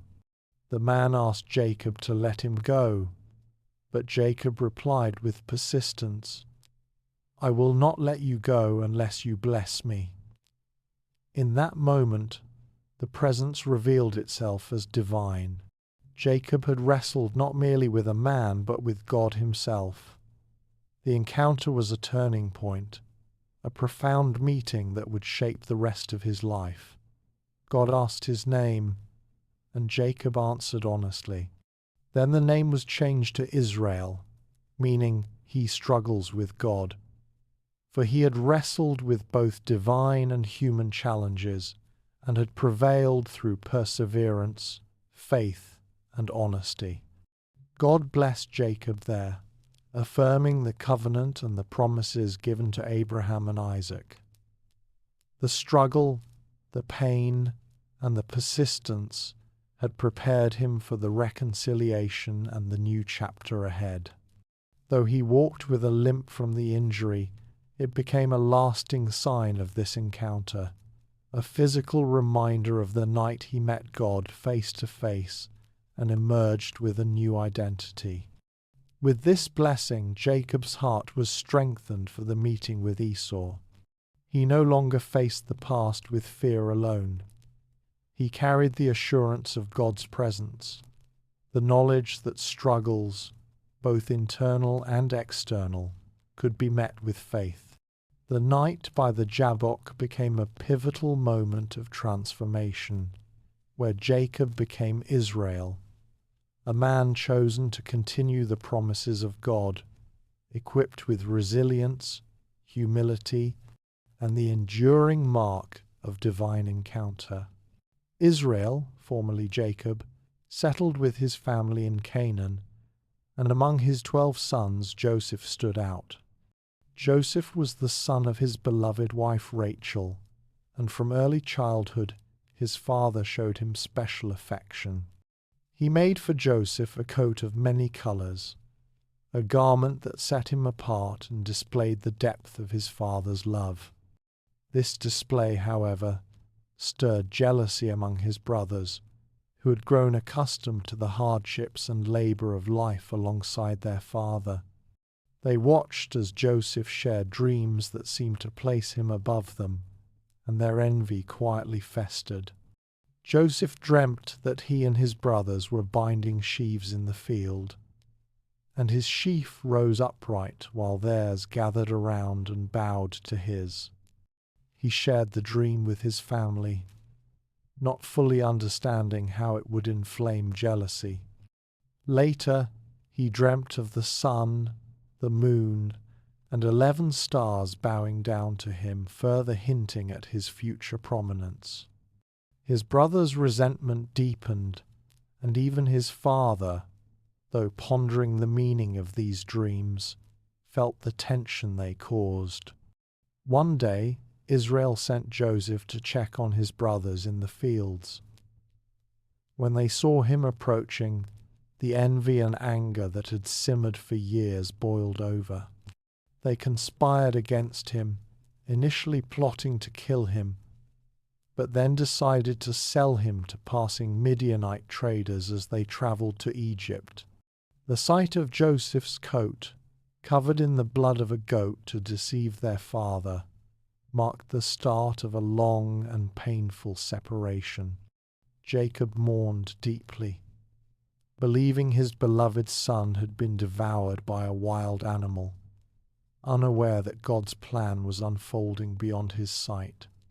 Joseph was taken to Egypt and sold as a slave to Potiphar, an officer of Pharaoh.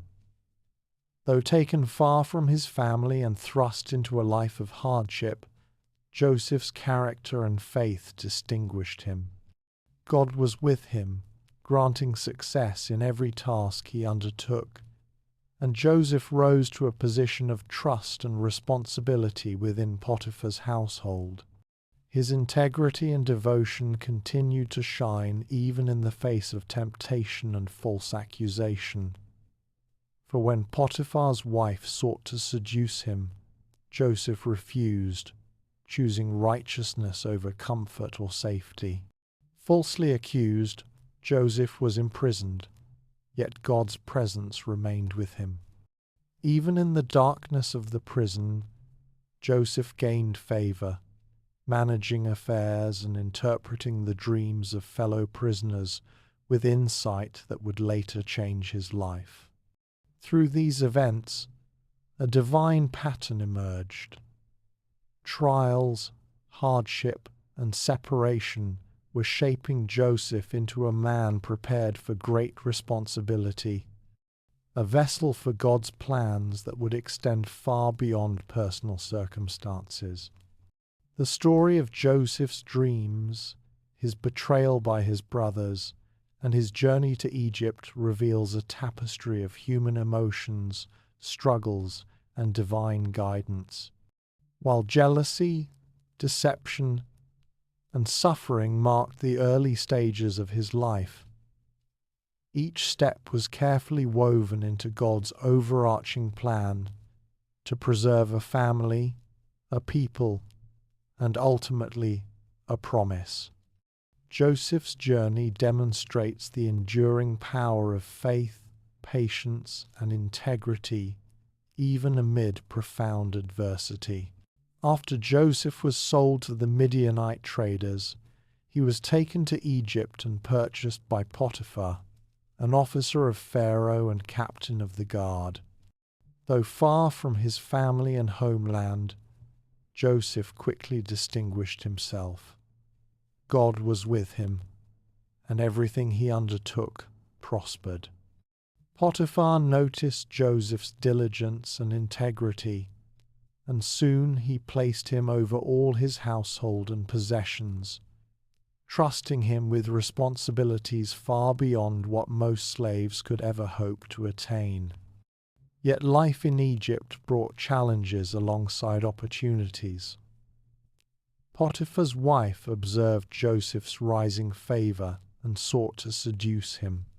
Joseph, guided by conscience and devotion to God, refused her advances, insisting that it would be wrong to betray the trust of his master or sin against the Lord. His refusal angered her, and she falsely accused him of wrongdoing. Despite his innocence, Joseph was cast into prison, a place where despair and isolation could have overwhelmed him. Even in the darkness of the prison, God's presence remained with Joseph. He found favor with the keeper of the prison, who entrusted him with overseeing the other prisoners and managing daily affairs. Joseph's wisdom, patience, and steadfast faith became evident as he carried out these responsibilities, earning the respect of both prisoners and guards. While in prison, Joseph interpreted the dreams of fellow inmates with remarkable accuracy. Two of Pharaoh's officials, the cupbearer and the baker, had dreams that troubled them. Joseph, seeking God's guidance, explained their meanings. The cupbearer would be restored to his position, while the baker would be executed. His interpretations proved true, reinforcing the presence of God's wisdom in his life even amid suffering. Though Joseph's own release from prison did not come immediately, he did not despair. His integrity, humility, and reliance on God sustained him. Every trial, from false accusations to imprisonment, served to shape his character and prepare him for the greater responsibilities that lay ahead. In these years of hardship, Joseph's faith grew steadfast, and God's plan continued to unfold, invisible but powerful, weaving together events that would eventually preserve a family, a people, and a promise.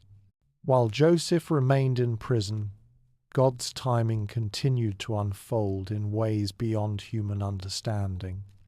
2 years after interpreting the dreams of Pharaoh's cupbearer and baker, Pharaoh himself experienced troubling dreams that none of his wise men or magicians could explain.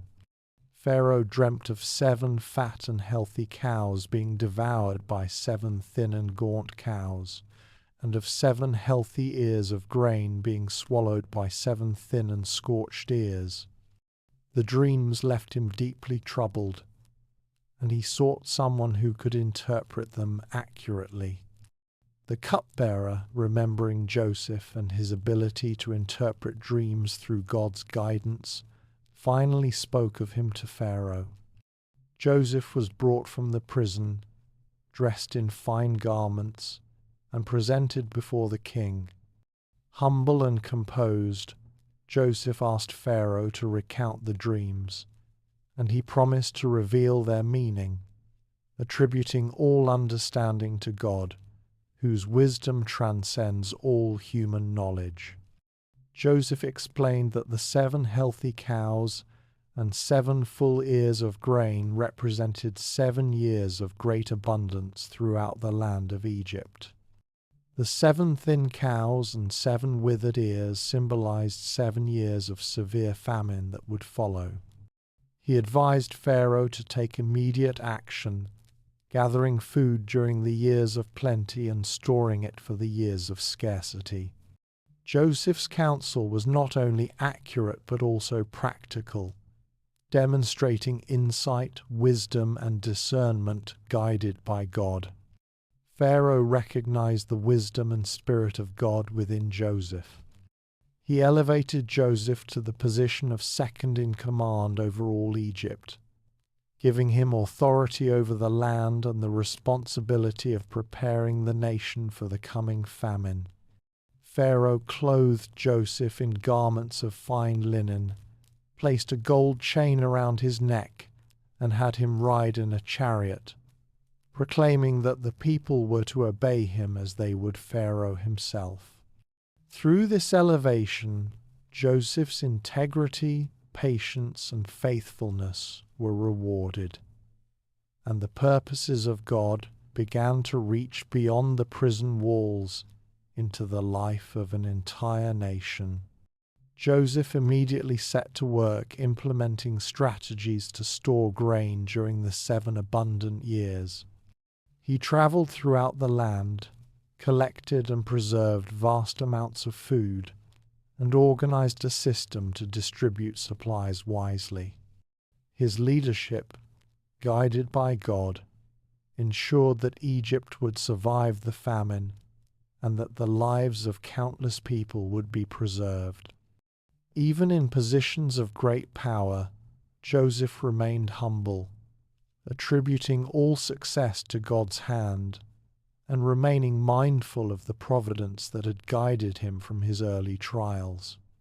Through his rise to power, Joseph became not only a savior to Egypt, but also a living testament to the ways in which God's presence remains steadfast through hardship, guiding, protecting, and preparing those who trust him.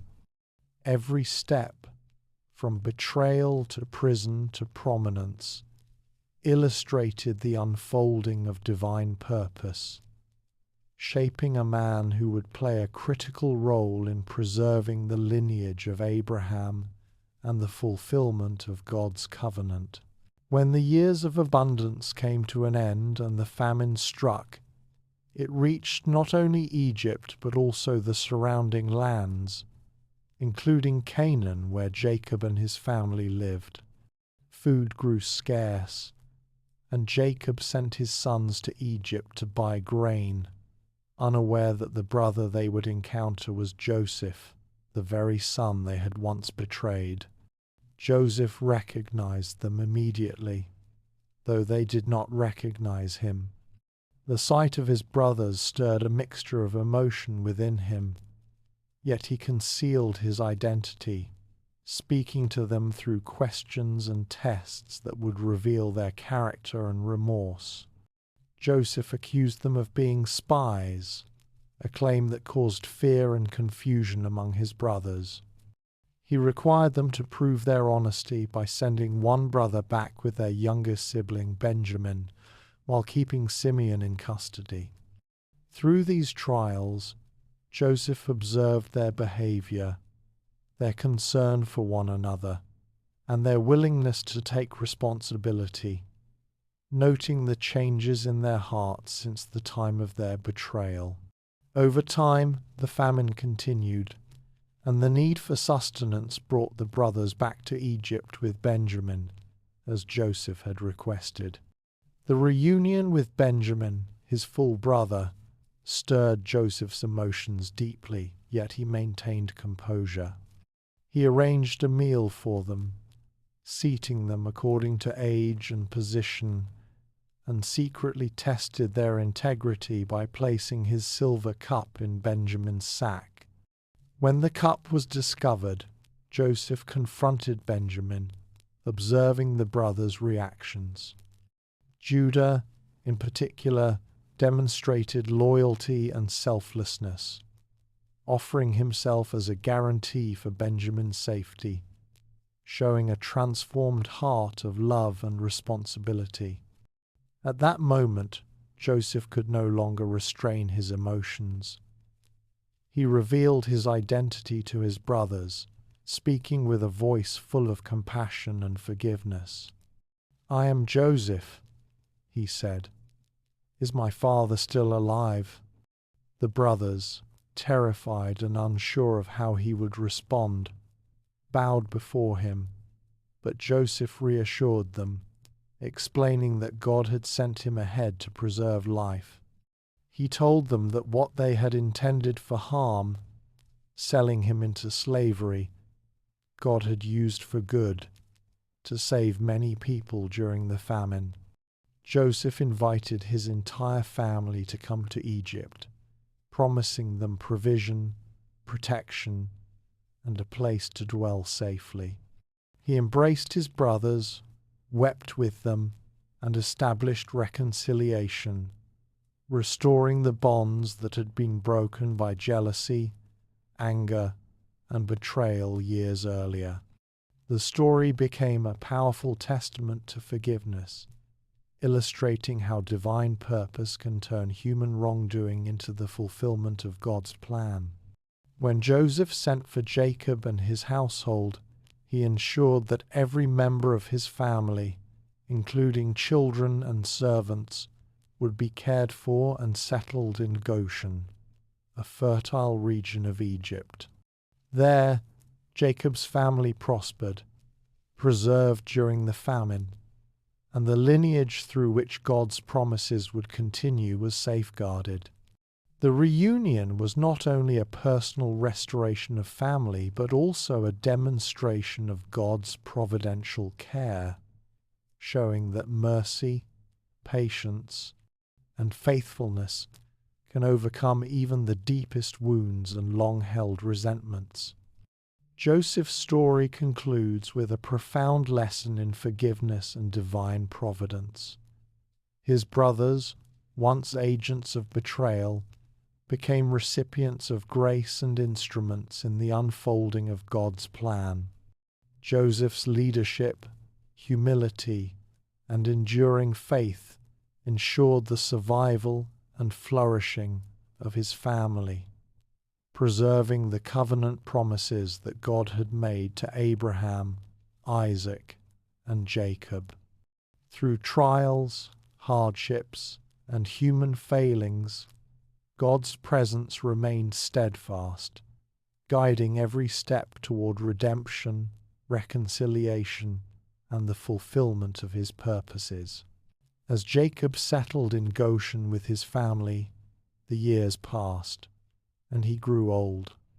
His sons, who had once been his strength and worry, gathered around him, sensing the approaching time when their father would bless them and speak words that would carry weight for generations to come. In the calm of his home, surrounded by children, grandchildren, and the warmth of his household, Jacob prepared to give his final blessings. Jacob called Joseph, his beloved son, and asked him to bring his two sons, Ephraim and Manasseh, so that he might bless them. He placed his right hand on the younger Ephraim and his left on the older Manasseh, crossing his hands in a symbolic act that reflected the movement of God's will. Joseph tried to correct him, wishing the firstborn to receive the greater blessing, but Jacob insisted, guided by divine insight. He declared that Ephraim would become greater than Manasseh, prophesying the future prominence of their descendants among the tribes of Israel. After blessing Joseph's sons, Jacob called his own sons to him, one by one, and spoke words that revealed their character, foretold their futures, and conveyed the nature of God's plan for each tribe. Reuben, the firstborn, was described with a mixture of strength and the consequences of past impulsiveness.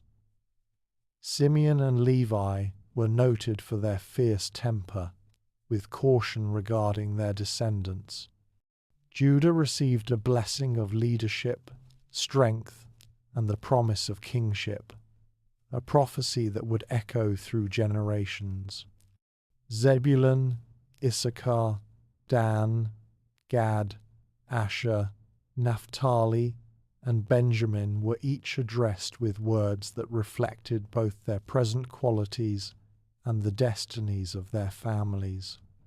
Through these blessings, Jacob not only acknowledged the lives and personalities of his sons, but also revealed God's continuing guidance and the unfolding of his promises. Each word carried weight, a mixture of warning, hope, and divine foresight. The blessings confirmed that the covenant made to Abraham and Isaac would continue through these 12 sons, shaping the tribes of Israel and the future of God's people. After completing the blessings, Jacob exhorted his sons to follow God's ways, to respect his covenant, and to live with integrity and faithfulness. He reminded them that their strength and prosperity would be found in trust in God and adherence to his commands. His words were calm yet profound, filled with wisdom accumulated over a lifetime of experiences, trials, and divine encounters. In the days that followed, Jacob's life drew to a close. He passed away in peace, surrounded by family and the certainty of God's faithfulness. Joseph and his brothers mourned deeply, honoring their father's life and the legacy he left behind. They carried out his burial according to his wishes, taking him back to Canaan to rest beside Abraham and Isaac, continuing the lineage that would fulfill God's covenant. Jacob's final blessings and death marked the culmination of a life shaped by God's guidance, human choices, and enduring faith. Through his words, his family received direction, prophecy, and assurance that God's promises would endure. His story, woven through trials, love, struggle, and reconciliation, became a lasting testament to the power of God's providence, the importance of faith, and the blessing of a life lived in devotion and obedience to the Lord. After Jacob's death, Joseph returned to Egypt and took responsibility for comforting his family and ensuring that his father's instructions were honored. The years of famine had passed, and the land had gradually recovered, but Joseph remained vigilant, caring for both his own household and the broader community of Egypt. He demonstrated patience, wisdom, and faithfulness, guiding the people with the same diligence and integrity that had characterized his rise to power. Joseph's brothers, once fearful of his authority, now approached him with humility, concerned that he might seek vengeance for the wrongs they had done many years before. Joseph reassured them gently, saying, "Do not be afraid. Am I in the place of God? You meant evil against me, but God meant it for good, to bring it about that many people should be kept alive, as they are today." His words reflected not only forgiveness but also profound trust in God's plan. recognizing that divine providence can transform human wrongdoing into the fulfillment of greater purposes. Joseph continued to live as a faithful servant of God, using his influence to protect and provide for the descendants of Abraham, Isaac, and Jacob.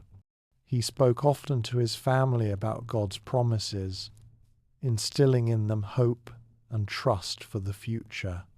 He reminded them that although they were now settled in Egypt, God's covenant and his plan for their people would continue. Joseph's guidance ensured that his family remained united, faithful, and prepared to carry forward the covenantal promises that would one day lead them back to Canaan.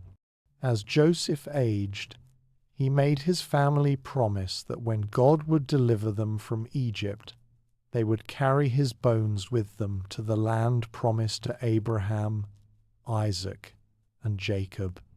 This simple yet profound request reflected Joseph's enduring faith, his trust in God's future fulfillment of the covenant, and his hope in the promise of the land that would belong to his descendants. Even in the closing days of his life, Joseph's thoughts were not focused solely on himself, but on God's purposes, the well-being of his family, and the continuation of the divine plan. Joseph died at the age of 110 years, having lived a life marked by hardship, faithfulness, leadership, and unwavering trust in God.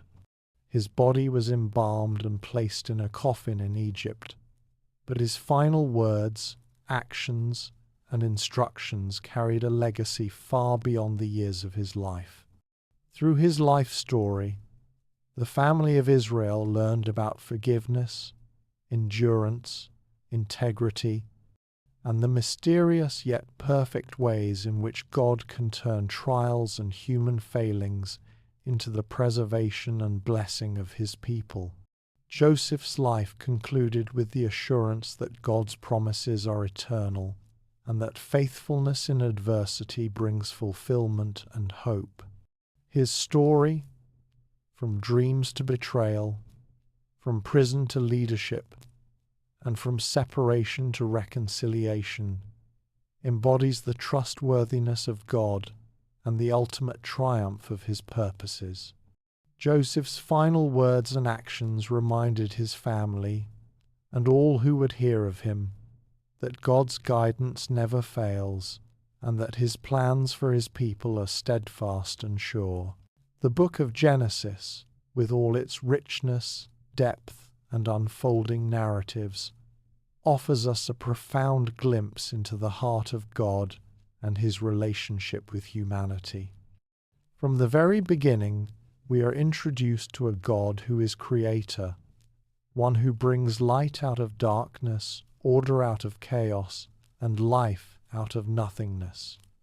The opening words of Genesis speak to us of the divine power and wisdom that shaped the universe, forming skies, seas, lands, plants, animals, and ultimately humankind in a perfect, intentional design.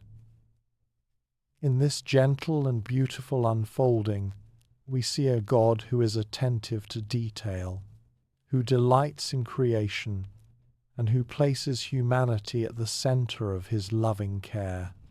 The creation story invites us to rest in the beauty and order of the world, to notice the rhythms of day and night, the cycles of growth and renewal, and to find comfort in the fact that our lives are part of this magnificent tapestry crafted by a loving Creator. Genesis reminds us that God is not only the Creator, but also the sustainer of all life. In the stories of Adam and Eve, we witness humanity given freedom, companionship, and responsibility within the garden, and yet even after disobedience, God's care continues. The consequence of sin introduces hardship, pain, and separation, but God's provision of hope and the promise of redemption demonstrate a sustaining love that is patient and enduring. The narrative of Cain and Abel shows that human choices carry weight and consequences. Yet even amid judgment, God's mercy persists, marking Cain for protection and ensuring the continuation of life.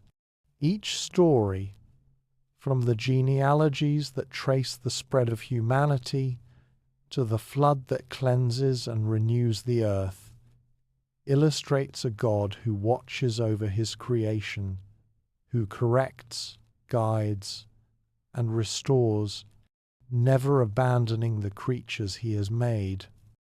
The flood story, with Noah and the ark, serves as a powerful example of God's covenantal care. God grieves over human corruption, yet he provides a way of salvation, instructing Noah to build the ark, preserving life through obedience. The flood waters, which might seem terrifying, become a mechanism of renewal, a way to restore the world and continue the divine plan. God's covenant, symbolized by the rainbow, assures humanity that his care and promises are steadfast, that even when the world seems engulfed in judgment or difficulty, God's faithfulness remains unbroken. This reassurance echoes throughout Genesis, showing that God's plans are always purposeful and anchored in love. As we move through the narratives of Abraham, Isaac, Jacob, and Joseph, we are reminded that God is also the promise keeper. He calls Abraham to leave his home, promising land, descendants, and blessing, and he fulfills these promises despite obstacles, years of waiting, and human doubt. Abraham's faith, tested in the offering of Isaac, highlights the tension between human understanding and divine purpose. Yet God provides, showing that obedience and trust are always met with provision and blessing. The stories of Hagar and Ishmael, of Sarah and Isaac, further underscore God's care for all, including those who are marginalized or in distress. God sees, he hears, and he acts, gently guiding his people even when they cannot see the full plan. Jacob's life is a tapestry of struggle, faith, and transformation. From his youthful cunning to his wrestling with God, he emerges as Israel, a man who has encountered the divine personally and carries a legacy of promise. Jacob's experiences teach us that life is filled with challenges, mistakes, and complex relationships. Yet through every trial, God's presence is steady. The reconciliation with Esau, the blessings upon his sons, and the preservation of his family demonstrate the sustaining hand of God over generations. These stories remind us that our own struggles, missteps, and reconciliations are part of a larger story in which God's care never wavers, guiding us toward growth, wisdom, and peace. The story of Joseph, perhaps one of the most vivid and emotionally powerful narratives in Genesis, embodies the themes of divine providence, forgiveness, and hope. Joseph's life, from cherished son to betrayed slave, from imprisoned dreamer to second in command in Egypt, reveals the extraordinary ways in which God works through circumstances, human choices, and even suffering to accomplish his purposes. Joseph's forgiveness of his brothers demonstrates that God's sustaining love can transform bitterness into reconciliation, pain into provision, and human wrongdoing into divine good. Through Joseph, we see the unfolding of God's plan not only for one family, but for the preservation of an entire people. foreshadowing the larger story of redemption that continues throughout Scripture. In reflecting on Genesis, we see a God who is consistently faithful, a God whose promises are unbreakable, and a God whose care extends beyond the immediate and the visible. From the creation of light to the preservation of Joseph's family, the book portrays a God who orchestrates events with wisdom and intentionality, never leaving his people to navigate life alone. Each story, whether it speaks of triumph, failure, blessing, or judgment, is woven together by a divine thread of care, guidance, and promise. The narratives invite us to trust, to observe the patience of God, and to rest in His providence, knowing that even when life seems uncertain or challenging, God's purposes are being fulfilled in ways beyond our sight. Genesis also gently reminds us that human choices matter. The disobedience in Eden, the jealousy of Cain, the pride at Babel, and the deceit among Jacob's sons show the consequences of straying from God's will. Yet these consequences are always tempered by mercy, opportunity for redemption, and the ongoing presence of God's sustaining hand. We are encouraged to live with awareness of our actions, to cultivate faith, humility, and obedience, and to rest in the knowledge that God is actively involved in the unfolding of our lives. Even now, today, the message of Genesis speaks to us. God remains creator, sustainer, and promise keeper. His care has not diminished with time.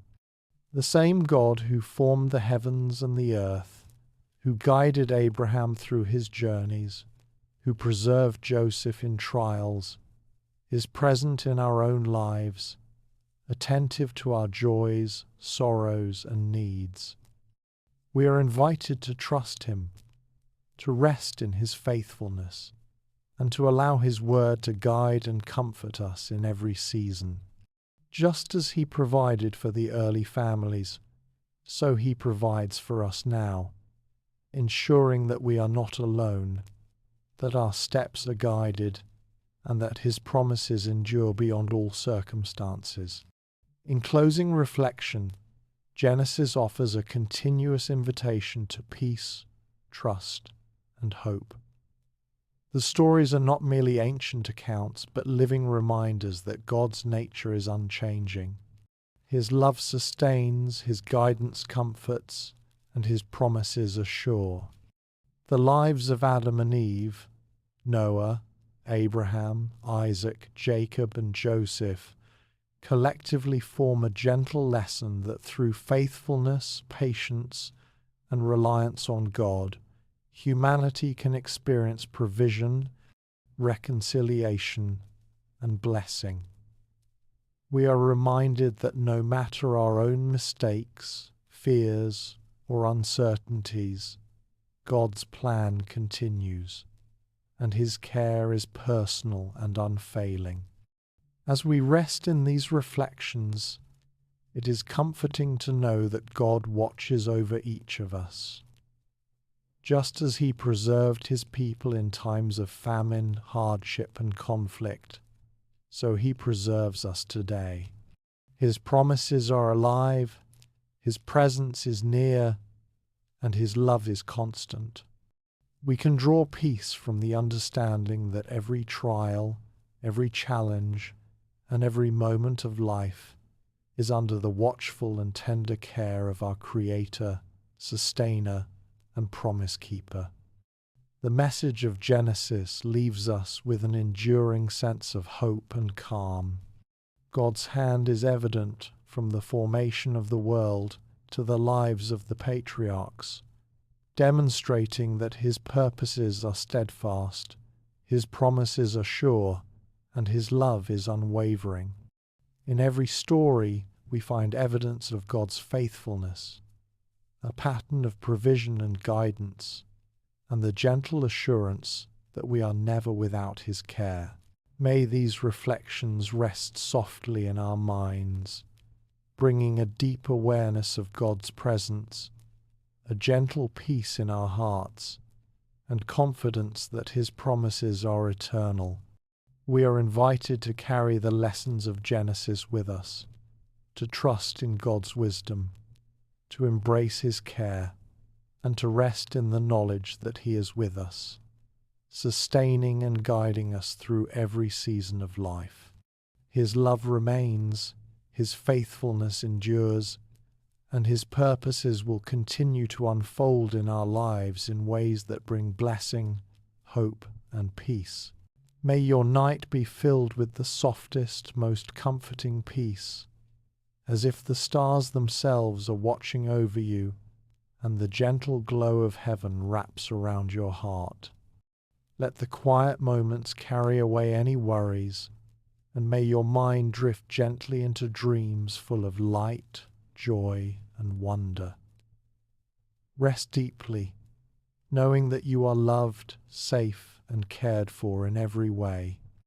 May the warmth of kindness and the promise of tomorrow's blessings fill you with calm, and may your spirit be refreshed through the quiet hours of the night. Sleep well, my beloved friends, and I will see you again soon with more stories, gentle reflections, and moments of peace to brighten your days.